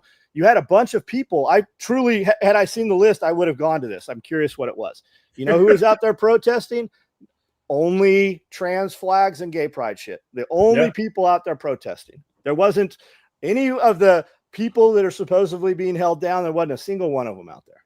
There's 2 things I noticed about the protests over Mudoro. Number one, they went in about 3 o'clock in the morning, and by 7 a.m. in Manhattan, there were professionally printed fucking signs with people marching through the streets. If you think that's organic, you're too fucking retarded to explain it. Well, they got nearly 100 people out in Nashville. Yeah. And I was like, oh, that's, I mean, but what I was couldn't even amplify that a little bit. Did you see the mouthpiece they had, right? They had the Mexican kid out there, and they're like, so what do you think about Mudoro? I don't know, fool. I'm just here. I support the blah, blah, blah. Well, but what do you think about all these people? I don't really know, man. Yeah. I'm just here for girls with the hairy armpits. The number of Venezuelans that were going to tell these retards to shut the fuck up. Like, I'm from Venezuela. I grew up in Venezuela. I had to flee. You don't understand. Wait a minute. What do you mean a motherfucker doesn't understand? Like, he lived there. Did you live there? Did you ever been there? Have you ever been outside of your little gated fucking community your stupid ass lives in? No? Then why don't you shut the fuck up? Maybe you'll learn something. I'm not even saying you would agree with him, but don't you think when you have someone that actually lived in the country telling you what it's like, you might want to shut up for 30 seconds and listen? That seems like a reasonable request. It's a totally reasonable request. Roke says U.S. was heavily involved in eugenics. Absolutely, they were. We were the pioneers. We were the pioneers. Hitler actually praised us for it. He sent scientists here to the United States. And eugenics was just rebranded as Planned Parenthood. Margaret Sanger, the charter on the wall in Planned Parenthood, word for word, is the eugenics charter. It is. I didn't know about eugenics till I heard Jack talk about it forever ago, and he was talking about it still on the books as laws in certain states. And they had this girl who had gotten pregnant. She was a little slow, and they euthanized. They didn't euthanize her; they sterilized. They aborted. And I was fascinated by this, having started to look into asylums and stuff, and it all went hand in hand. That's where they were able to actually push most of it. But there are still little historic sites in small towns in Virginia and different places that was the office of eugenics, and the card catalogs, everything's still there. There were freaking German scientists who wrote letters to U.S. scientists and politicians and congratulated the United States on having the courage to go first. It's the I'm not saying we should sterilization. have done it. I'm just saying it happened. That's what happened. And then, it's just typical. It's a political agenda. The pearl clutching begins immediately when the adversary is doing the thing that you did, but you don't like the adversary anymore. And now it's wrong. What are they going to rename it? That's what I want to know. Because They're they're doing it with genetic, like, Well, now they're doing it of your, like, before your kid's born, right? Before the kid's born, before you choose which egg. Yeah. Gene editing. Is that what it's called now? Yeah, and there's always a soft way to sell at the beginning because, let's say that, you're a young couple and you can't conceive. So you go get IVF. And they say, okay, we got like 60, fertilized eggs now. And we're going to do an implant of like 20 to hope one actually takes. But hey, Mr. and Mrs. Smith, we can run this scan and we can determine if any of these children would be born with Down syndrome and not use those eggs. And we're not going to use them all anyway. Do you want us to do that? A logical person is probably going to say yes. Right? I know there's some people that go, oh my God, you don't know because you're not there. Like, I can make sure that doesn't happen. Okay. But then these sites that are advertising it, so that's how it always starts, right? We're going to or they're not going to be born. I can't remember what it's called. There's a condition where children are literally born with like a heart on the outside of their body and stuff like that. It's very small numbers, but it happens. They're born with no ability. Like there's kids that are born with, and I don't mean it in a funny way. I mean a very deadly serious way. No brain. So of course they just have enough to keep them alive, but there's no cognition. Right. Yeah. So they're born dead or whatever. We can avoid all that. That's all reasonable, I think, if you're doing the IVF anyway. But then they're like, well, do you want to pick your hair color? Do you want to pick your eye? We can actually look for markers for which embryos likely will have a higher IQ. And it starts becoming that. So once it becomes that, then if you're wealthy, instead of you just can't have kids, then it becomes, well, if we're going to have kids, maybe IVF is a better way because we can screen for these things before. So then you get economy of scale, and all of a sudden IVF goes from like $40,000 to like 10 with convenient financing. And all of a sudden it becomes the standard way that we, avoid the idiocracy, I guess. Art by Leigh Murphy. I don't know if you're aware, but that's a real company. I just looked it up. Designer Genetics Incorporated. Oh, she probably is aware. Yeah. Okay. She's a smart cookie. She's very smart. I have met her in person. I have a couple of times. She's from. She needs to come up here to one of our events. She's from Jacksonville. She's still in Duval County. Yeah. Sam Altman is at the forefront of this. They're all at the forefront. Hey, I've got a backlog of questions, so we'll start with Angie. Did you see the tweet from Trump about Thomas Massey? I did not. I've been here. He's always mad at Massey. Which one? They're all hateful, and we need to get rid of them. And Kentucky hates them, and somehow he just keeps winning re-election. What amazes me isn't that Trump is the way he is toward Massey, because Trump's like that to anybody that remotely opposes what he's doing, especially if they have any ability to have an impact. And Massey does. The number of the magatards who jump on that train and criticize Massey. It's like, all this shit you say you want, this is the only motherfucker in Congress other than Rand Paul that actually does it. He's the only one that sticks to his guns and does the things he promised. I don't get how quick people are to turn on somebody like that. But, they wanted their big, beautiful bill or whatever. And that was when it really came to a head this last year with Trump and him. He didn't do anything to actually prevent it from happening. He just voted no. It still passed. It wasn't like he held it up or anything. He just said no. And it became public enemy number one. It's I don't get it. He's telling everybody to vote for, they're trying to primary him. Yeah, they're trying. They're not gonna. They always try to primary him. Yeah, they're not gonna. It's not gonna work. And Trump is stupid for doing it, because don't start a fight you're going to lose. Don't take something that's like really kind of a small issue. Use the power of the presidency to put it in front of the whole country and then lose. That's a dumb thing. That's somebody needs to get. Trump has a really great book everybody should read called Art of the Deal. You really should. It's fantastic. You learn a lot in it, and you learn a lot about the incompetence and roadblocks of government in it as well. And you come away with respect for Trump. But Trump needs to go read fucking Art of War, because he does not understand. Do not engage in a conflict knowing you will lose, because that's exactly what he's doing with Massey, and it's not necessary. Right. And Massey will still vote his way 90% of the time. So it doesn't make any sense at all from a tactical standpoint. That's like when I laid out the scenario for Greenland, the main reason I doubt it is because it makes so much sense. And there's so many things that make so much sense that Trump's like 80% there. And he's just like, no, fuck that. I'm going to go do something stupid or say something stupid or whatever. That man needs someone to take his phone away from him.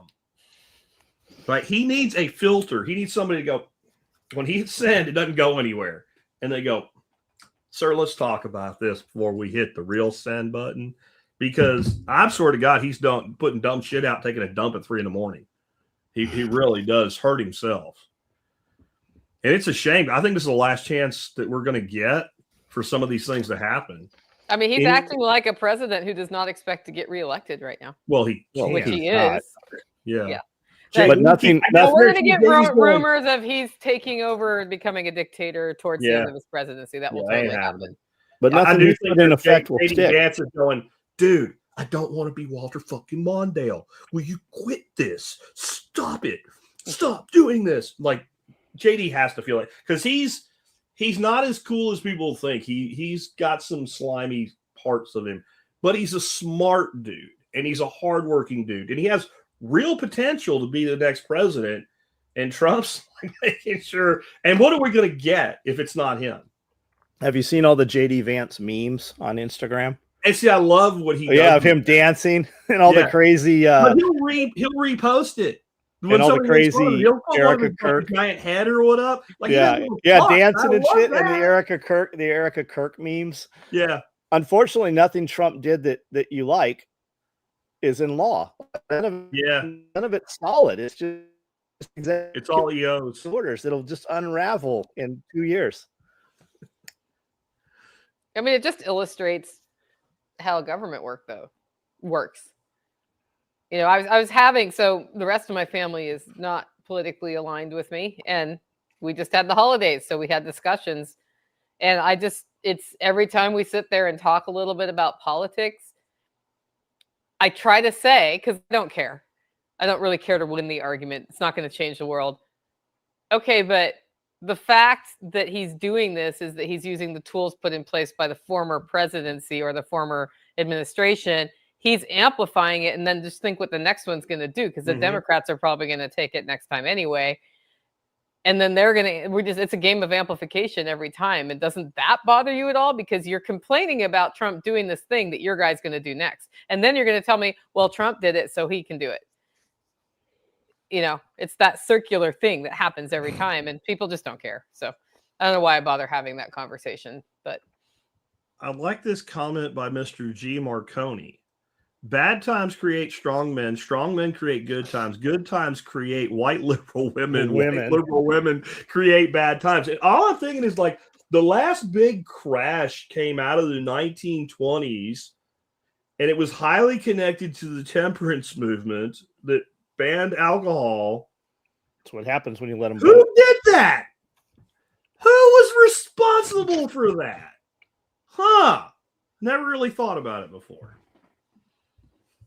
Wine moms. If we go back, well, now today they're not trying to ban alcohol at all. No, they're living on Franzia and cat treats, I guess. Xanax and. I mean, people are naturally drinking less now anyway. It's a crisis for the alcohol industry. Hey, Matt Lath, how about you fuck off somewhere else? Who's that? Yeah, him. Yeah, you can fuck off. You can fuck right off, bro. Yeah. Like. He's the guy that tells a woman, you know, your two guys that raped you, they gave you a choice which one you wanted to get raped by, and you didn't pick one, so you got raped by both of them. So you don't have the right to complain about it. Go fuck yourself, right in the ass, bud. Bye. Okay, next question. What are the thoughts on the tax strike? Just tuned in, so I'll catch your thoughts on the podcast later. It sounds great. Nobody will fucking do it though, because they have something to lose. Anybody who is willing to not pay, anybody who owes taxes is willing to pay taxes also has something to lose. They will never do it. It's just some bullshit that they're out. If they did it, it would take care of the issue. They will not do it. They're talking about everybody when it comes time to pay taxes. Are you also not going to file?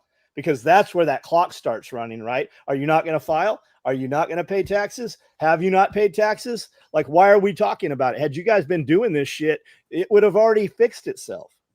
Yeah, there's all kinds of ideas people have, and it's gonna and it doesn't.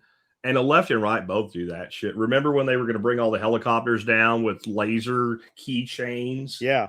Right, because of the ice and shit like that. And like, so many. We should all do this. We should all do that. You know, y'all should do something productive.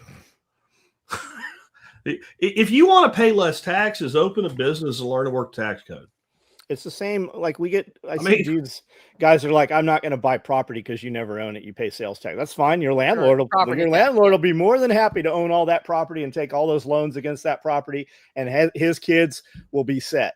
Meanwhile, you've taught your kids, you know, I'm not going to participate because the man. Yeah, I love how they always say, because you're paying property tax, you're just renting it anyway. Well, do you think as a landlord, I don't put fucking property tax as a line item when I'm figuring out my rental formula? Do you think I just like, you know, I'll pay that for you, right? Like, it's very simple. The formula for wealth is stack assets. You can almost pick which assets, but you have to stack assets and you have to leverage assets. That is the formula for wealth in our country because cash devalues itself across time. And when you give money out, like they did during COVID, the reason it always rolls up is because wealthy people stack assets.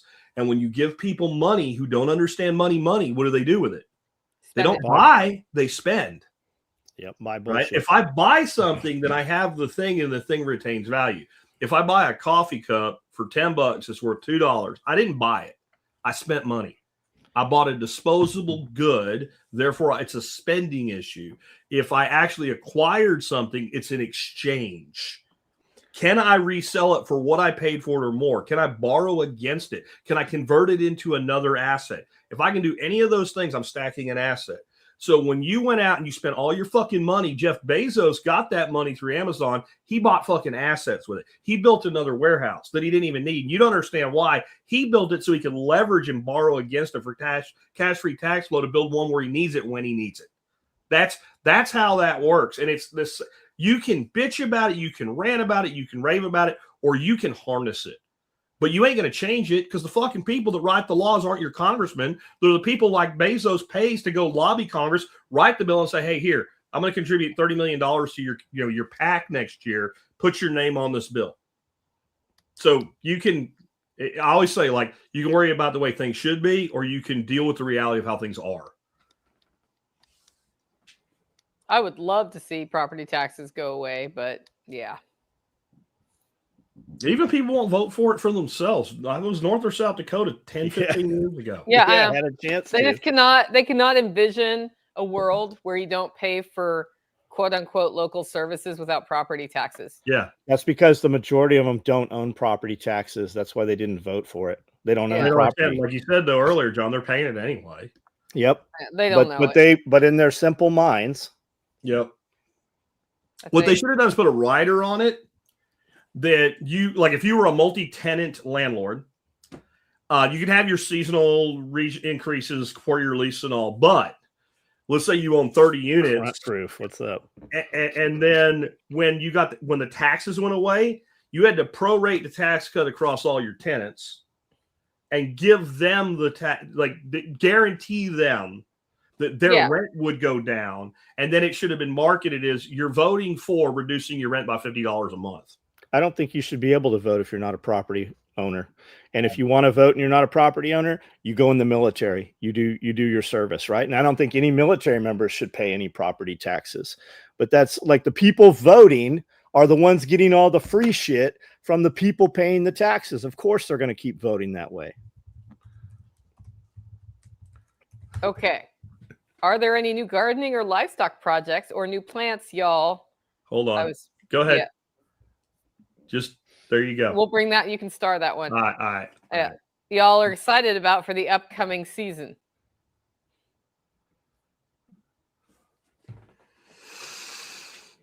I'm doing mostly the same I'm actually reducing shit. Same. So, the biggest thing I've done differently this year is you saw it when you were here. I built that new aquaponics small scale system in my garage, and that's for plant cloning and starting. And I have a 55-gallon fish tank at the bottom of a rack with two grow beds over top of it. and I'm running an aquarium heater, keeping that water at 75 degrees, and I'm going to throw a little mini greenhouse over it. So that's all my plants, all my clones, everything for the garden this year. That's like the only thing I've added. And a lot of things are actually we're going to travel more. So I need to do less to be able to do that. Yeah, we're refining our rabbitry. But what's happened here started about June last year when we started talking about expanding the community in the holler and turning the formerly long-term rental into a lodge where people can come and learn, or they can rent it for events. And with that, more food production. So there is talk of me not run. The thing is, I can't do it. Other people have to do different pieces for it to work. So there's talk of more of a weekly box happening here with vegetables and meats and different things grown here.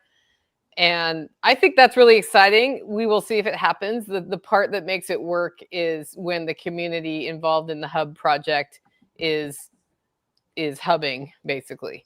So they're coming out here and doing their business unit and getting the value from their business unit. And the strategy here is that each person who is involved in the community is also the head of their business unit.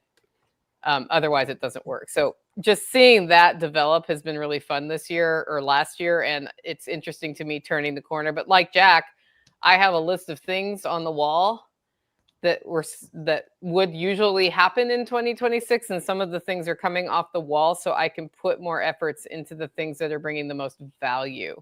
And, that's part of why the coffee business experiment happened in December the way it did, because I wanted to see if I put more time there, what happens to the revenue that's generated and that sort of thing. So we'll be talking about that on the podcast when I start it up again next week.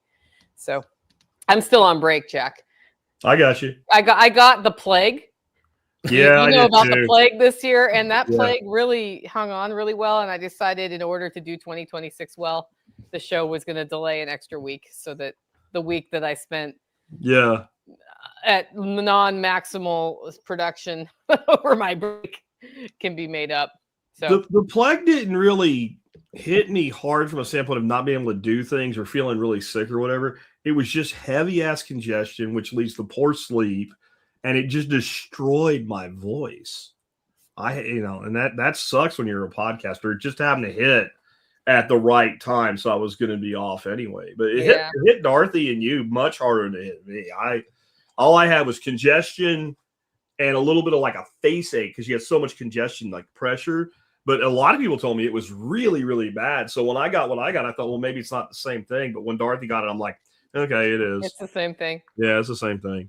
Yeah, and it does this. It's sneaky. It goes away, and then you're like, I'm going to conquer the world, and then you're like, I'm flat on my ass again. It's too, like, for me, it was, when I say congested, I mean no breathing through my nose at all. Like, I didn't get that. You just, like, you feel like somebody's got your clamped down, and that sucks. Because then you mouth breathe. Nobody wants to be a mouth breather, but when you do it sleeping, like your throat dries out, and then all that throat problem is worse. It sucks ass. Yeah. No fever, though. No, I didn't get fever. Yeah. I was like, wow, no fever. Dorothy didn't either. What's really helping me, just in case this helps Dorothy, is the quercetin and Dorothy's good combination. Now. Huh? She's good now. Oh, she's good now. Good. But it might help somebody here. Yeah. So it's. I mean, you have to go through it. That's just the way it is.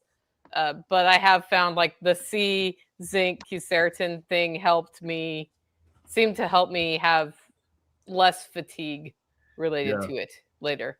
Yeah. Red Flyer Media is saying DMSO is helpful. I haven't tried that for coldy stuff. I'll have to talk to you about that.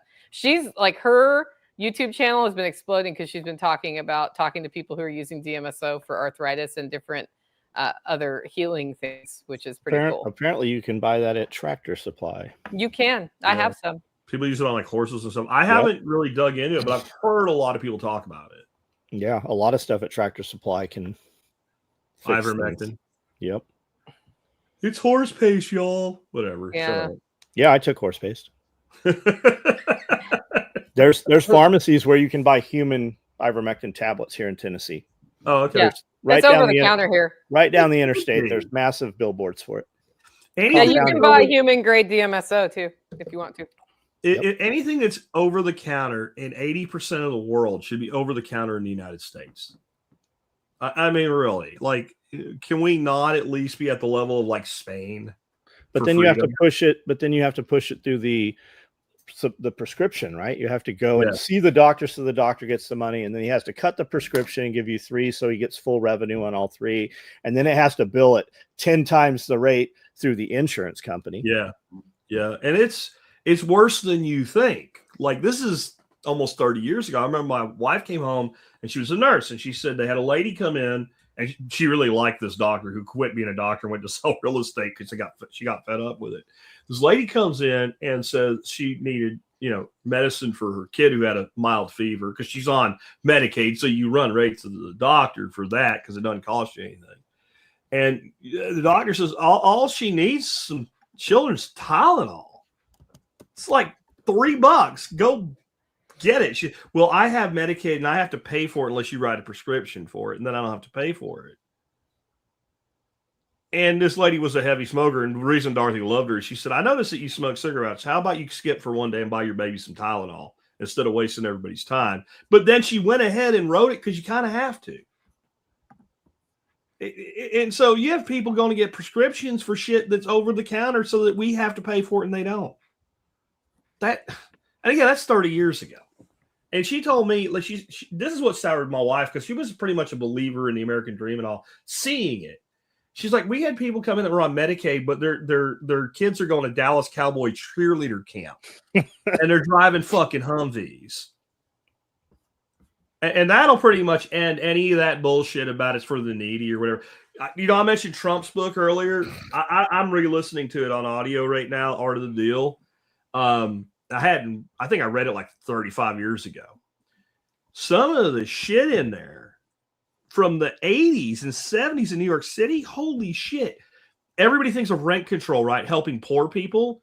Do you know how many rich motherfuckers, and I mean rich motherfuckers, are sitting on prime real estate worth millions of dollars, paying $1,400, $1,500 a month under rent control in Manhattan right now?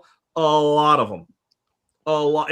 It's always, TV does it. It's this evil, fat, slovenly landlord trying to kick people out to No, it's like something like 40% of rent controlled apartments are held by affluent people. Not middle income, affluent. And they find ways to pass it. Well, it has to do with any building. I think it's 47. Any building built before that was subject to the original rent control that they put in place during World War II and right after World War II. The idea was we had all these GIs coming home, and like New York being one of the biggest cities in the country, even back then, they needed someplace to live, right? And they were transitioning, so they put it in temporary government program. That was how it started. And then it became when the country undid it, because the whole country did it. New York kept it.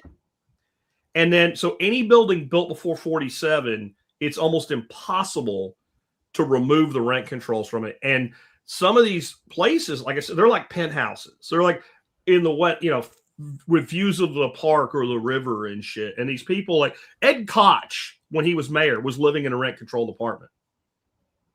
Actually, he was living in the governor's mansion, but he kept his rent controlled apartment so that he could live there when he wasn't mayor anymore.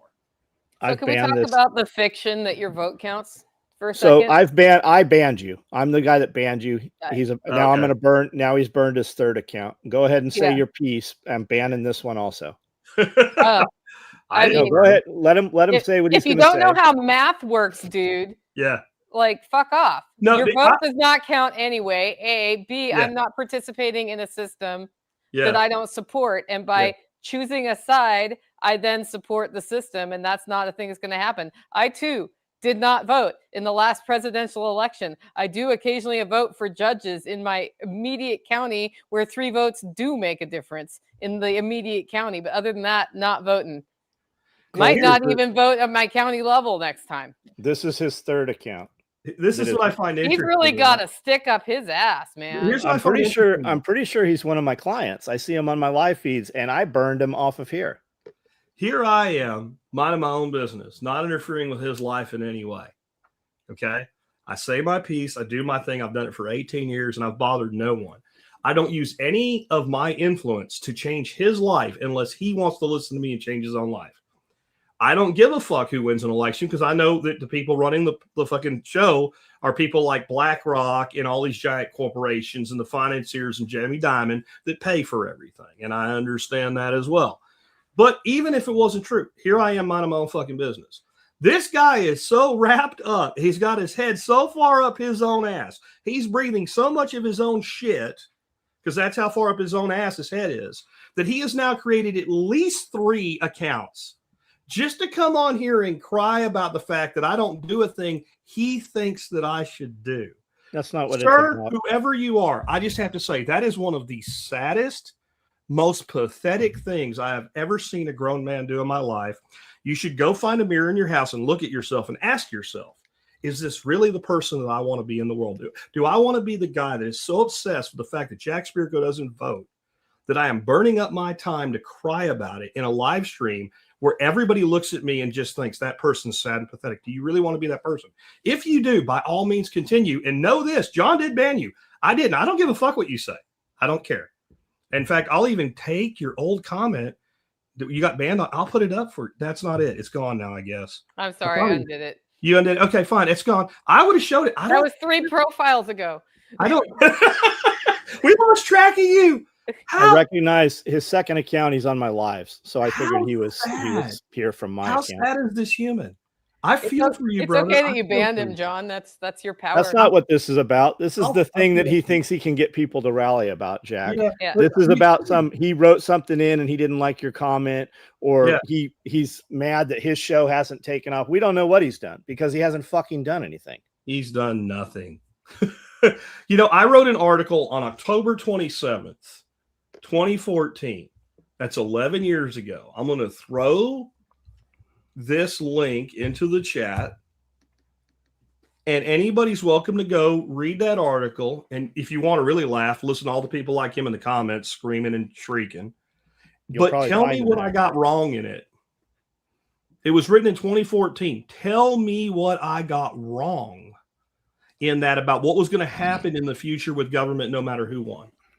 And if you can point to, like, maybe I got a number off by a little bit or a date off by a little bit, but if you can point to anything in the macro that didn't happen over that 10-year, 11-year period now, I'll reconsider my position. Until then, cry, because that's all you can do. You know what? You can do something, sir. You can do one thing you haven't done yet. You've cried.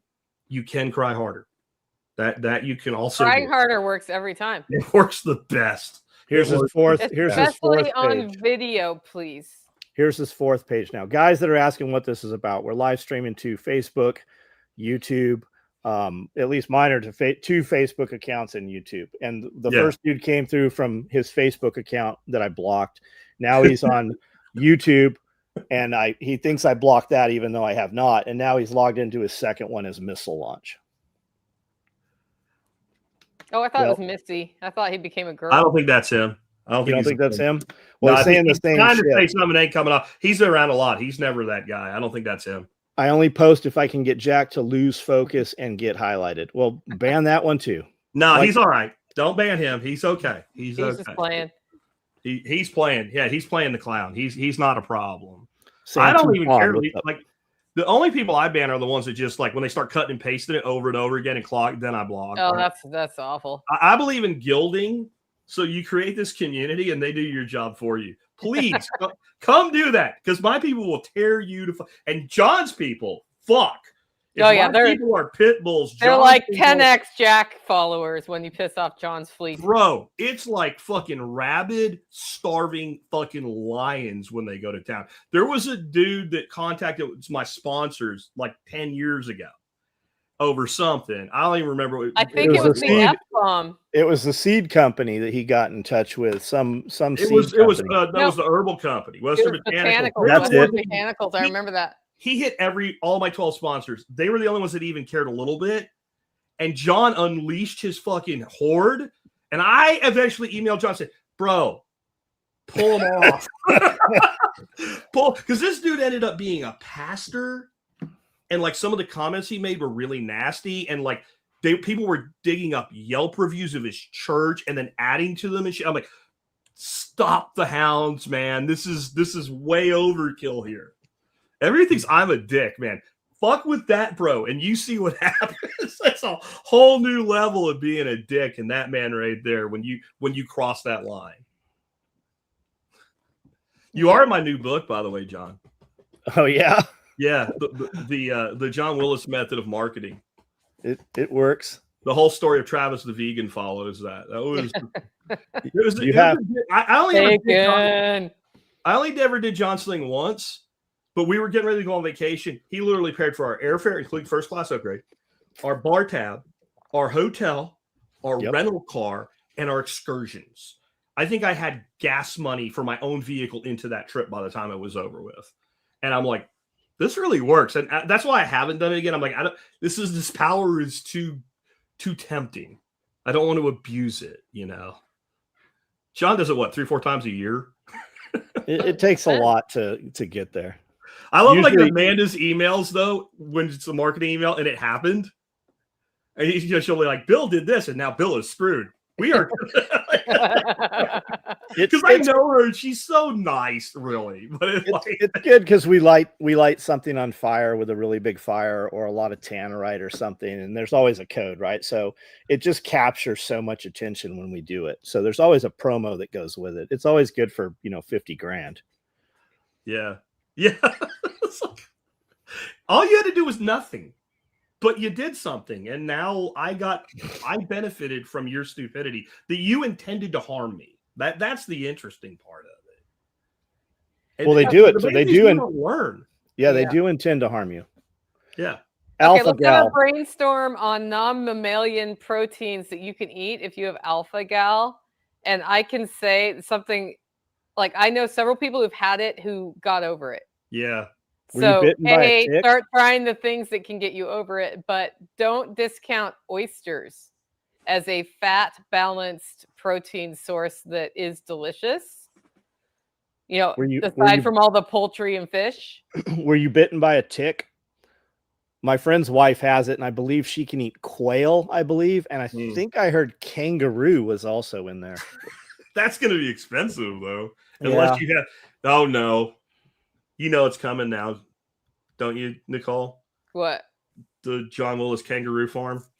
Oh, yeah. I'll bet I would try emu and ostrich also. Yeah. I mean, I don't know what's involved with trying that, like what that reaction is, but... Well, it can be anaphylactic shock, so you have to be kind of careful. Yeah. So anything that nurses its young is an issue. And then some people... It's like the issue also is that, like, skincare products and stuff that have mammalian things in them can be an issue. And you become surprised how many things have something in it. What about dairy, like butter? A lot of people... So some people are okay with it. Other people can't have milk, butter, anything like that.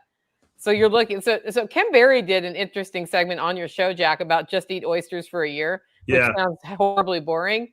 And reset your immune system. I don't know if that works or not, but I do know multiple people who have gotten over it by working with some natural practitioners. Yeah. So the other thing is everybody I know who's gotten it had a relatively weak immune system to begin with when they got bitten by the tick and then they got it. So it can never hurt to figure out ways to make yourself healthier through dietary changes, exercise, and looking at your vitamin and minerals in your blood, like those sorts of things, to see if you can get your immune system working the way it should rather than fighting a tick-borne protein thing.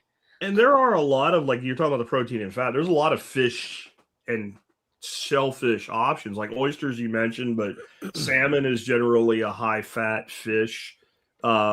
Mackerel, sardines, anchovies, like there's a lot of options.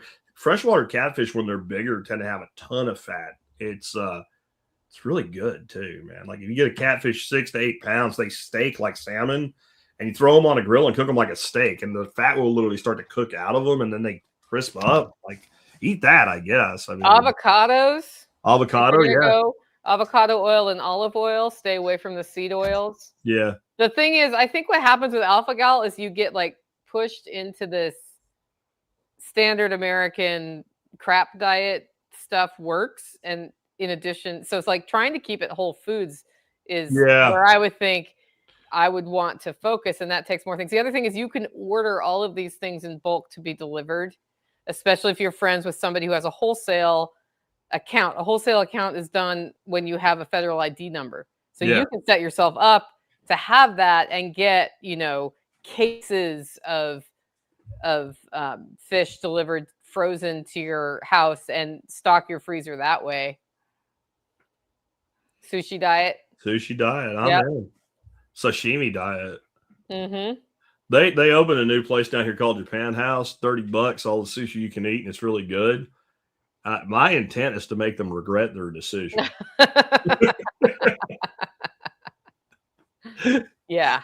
We took David and Mona there, me and Dorothy, and we put a hurting on that shit. I mean, I can only imagine how that and went. It's not like a buffet. I mean, it's like literally they come and you can order up to 5 things per order. Yeah. And they make it, I mean, it's as good as any high-end sushi place. Not super top end, but like your typical good sushi place. It's that good at $30 and you just go nuts.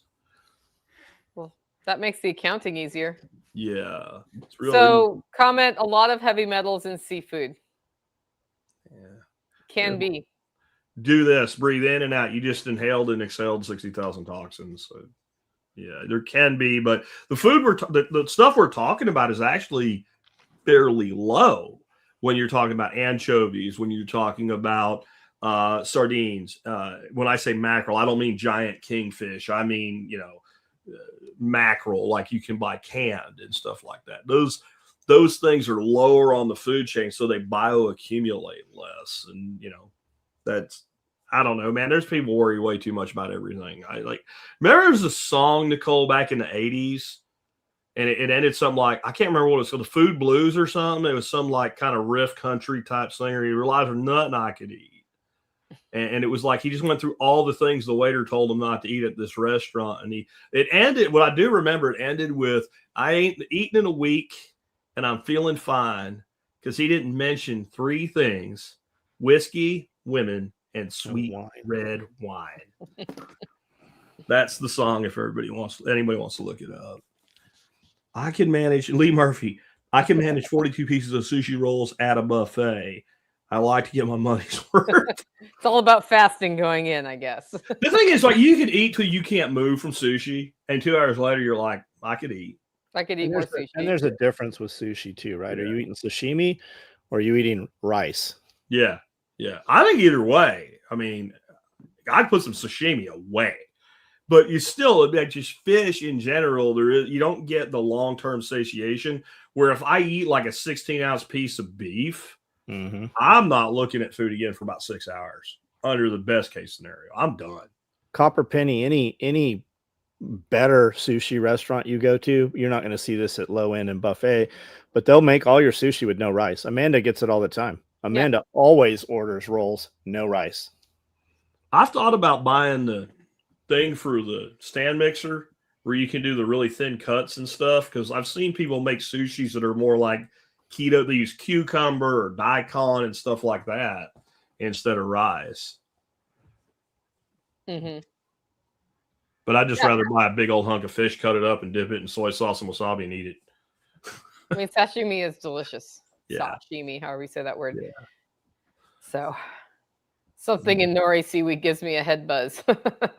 Good for you, man. Hopefully that's fun. That's an easy, cheap buzz. You can buy that shit in sheets. Right? Yeah, like this. You pop in squares of freaking nori like you're taking LSD. That's awesome. Well, I'm surprised we stayed in current events as long as we haven't talked about snakes at all. Like, it's kind of an unusual live stream today. Well, maybe we have one with that. We're at 2 hours. Probably need a route. Jack said to stop breathing to avoid toxic chemicals. Be right back. Detoxing. Yeah, hold your breath as long as you can, bro, and let us know how it works out. We do need at least a snake room progress update from. Yeah, we do need that, John. Snake room's done. Okay. Snake room's done. Animals are in the snake room. Is it going to be the last snake room, or is it just for the big boys? No, almost everything will go in there right now. We've kind of slowed down a little bit on the snakes. Yeah, give me a month on Facebook now that I'm back. I'll fix that shit. I've been loving watching Amanda with the 3D printer. Yeah, I'm bummed that I can't get him into any rear fang though. Like, well, it's an issue here in Tennessee. Yeah, they won't let you have them. Yeah. Yeah, and I'm too public. If there's something, with the guys on the internet and shit, if there's something they catch wind of, it's definitely gonna be a problem. Oh, you've got haters as much as me. They'll rat you out for that. I'm super careful on all that shit. Yeah, you don't have a room big enough for this snake. I don't know what that means. Yeah, I don't know what he's talking about. Yeah, he probably doesn't know what he's talking about either. It might be our friend back again. Who knows? Yeah, could be. How much of your time is eaten up trying to mess with people? Like, how pathetic is that? It is. As I said earlier, I used to get mad. Now I just feel I feel sad for people. Mm-hmm. I feel like your life, how much do you not have going on in your life where you're worried about what John Willis, Nicole Sauce, or Jack Spirko thinks, to the point that you'll rapidly create multiple accounts just to talk shit? Like, that's sad. It ain't about me or even y'all. It could be, I don't care who it is. Like we were influencers. I guess we're not that important. Nobody listens to us except if they want to. They don't put us on Fox News or anything. And this is important to you? Bro, sad. I'm sure your mama is disappointed in you. Well, it's kind of like getting stuck in video games all day, right? Yeah. That's more productive than this. I mean, at least there's people that make money playing video games, right? I mean, there's some people that make, I mean, I don't really follow the space, but my understanding is there's people that make like millions of dollars a year playing video games. Yeah, 5. 5? Okay, that's 5. How many people make millions of dollars a year being trolls? I mean, there's some companies that have troll bot farms. They make money. But you can tell that's an individual. It's just, I don't know. And you know what's the worst thing about these people? Usually it's you said one thing like 10 years ago that they still can't let go of. And, bro, I don't even know you. It's weird that I live in your head. Yeah, it is weird. Pushback. Those things that you think about in the middle of the night that don't matter are worth letting go of. Yeah. That person said that thing that pissed me off. That's worth letting go of if it's still in your head from 10 years ago. Yeah. Because they forgot they said it. They don't even know you at this point, probably. And this is actually, I'm grabbing this right here so I get it right, even though it's my own. This is a chapter in my new book coming out. Pushback means progress. Silence means irrelevance. If you don't have any haters, you're not doing anything worth talking about. So thank you for validating that we still matter, buddy. We appreciate you, even though you're sad. You talk about like what you think about. Like, I have found like one of the most powerful things you can do for yourself mentally is whatever you want to do first thing in the morning when you wake up, say that to yourself right before you go to sleep. Because whatever you think last before you put your head to your pillow and close your eyes will actually end up being the first thought in your head when you wake up. When I read that, I thought it was stupid till I did it once. And I've started doing this thing where I'm up at 5 a.m. every day. And one of the last things I say to myself is I can't wait to get up at 5 o'clock tomorrow morning. Or you tell people. Weird. Yeah, if you tell people you're going to do it. Also, that helps too. But saying it to yourself, I'm saying literally like I'm going to sleep now. Yeah. I'll say that to myself, not even out loud, just in your head. Because most people's last thought of the day is going to be something they're pissed off about. And some bitch if you don't wake up thinking about it. Yep. Which means what? It means that your fucking background process and your dreams ran that motherfucker all night. You might want to think about the input if you don't like your output. No, you said that last year in one of your podcasts, and I was like, yep, I'm going to start doing that. Last thing I say is the first thing I want to think in the morning. And it's something positive. It's not that dirty, rotten scoundrel who, tripped me when I was walking down the walkway or something. Yeah. It's like, I can't wait to do this tomorrow morning, whatever it is that I can't wait to do tomorrow morning. And it works. Is it weird how well it I works? think it's great. It's a great, that's a stupid little hack that's so easy. Anybody can do it. It's like anybody can start exercising every day, right? Yeah. And that makes a huge difference in your life. Also, anybody can tell themselves before they go to sleep something positive that they can't wait to do tomorrow, and it changes the whole day. And, it doesn't mean I don't have bad days. I'm a normal person like everybody else. Everybody. Like, we have to deal with what we do on the days where we don't feel like it, but that's life, man.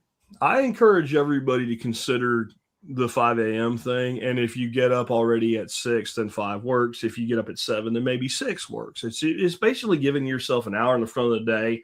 And I picked this up from Jake Robinson at the workshop, and he told me it was the 5 a.m. club. So I found the book, and I can't recommend the book because it's horrible. As far as I'm personally concerned, the way it reads is just, the characters are retarded. There's an inspirational quote every other paragraph. It's just too much. It's like trying to eat cake with sugar on top of the cake with syrup on top of the sugar.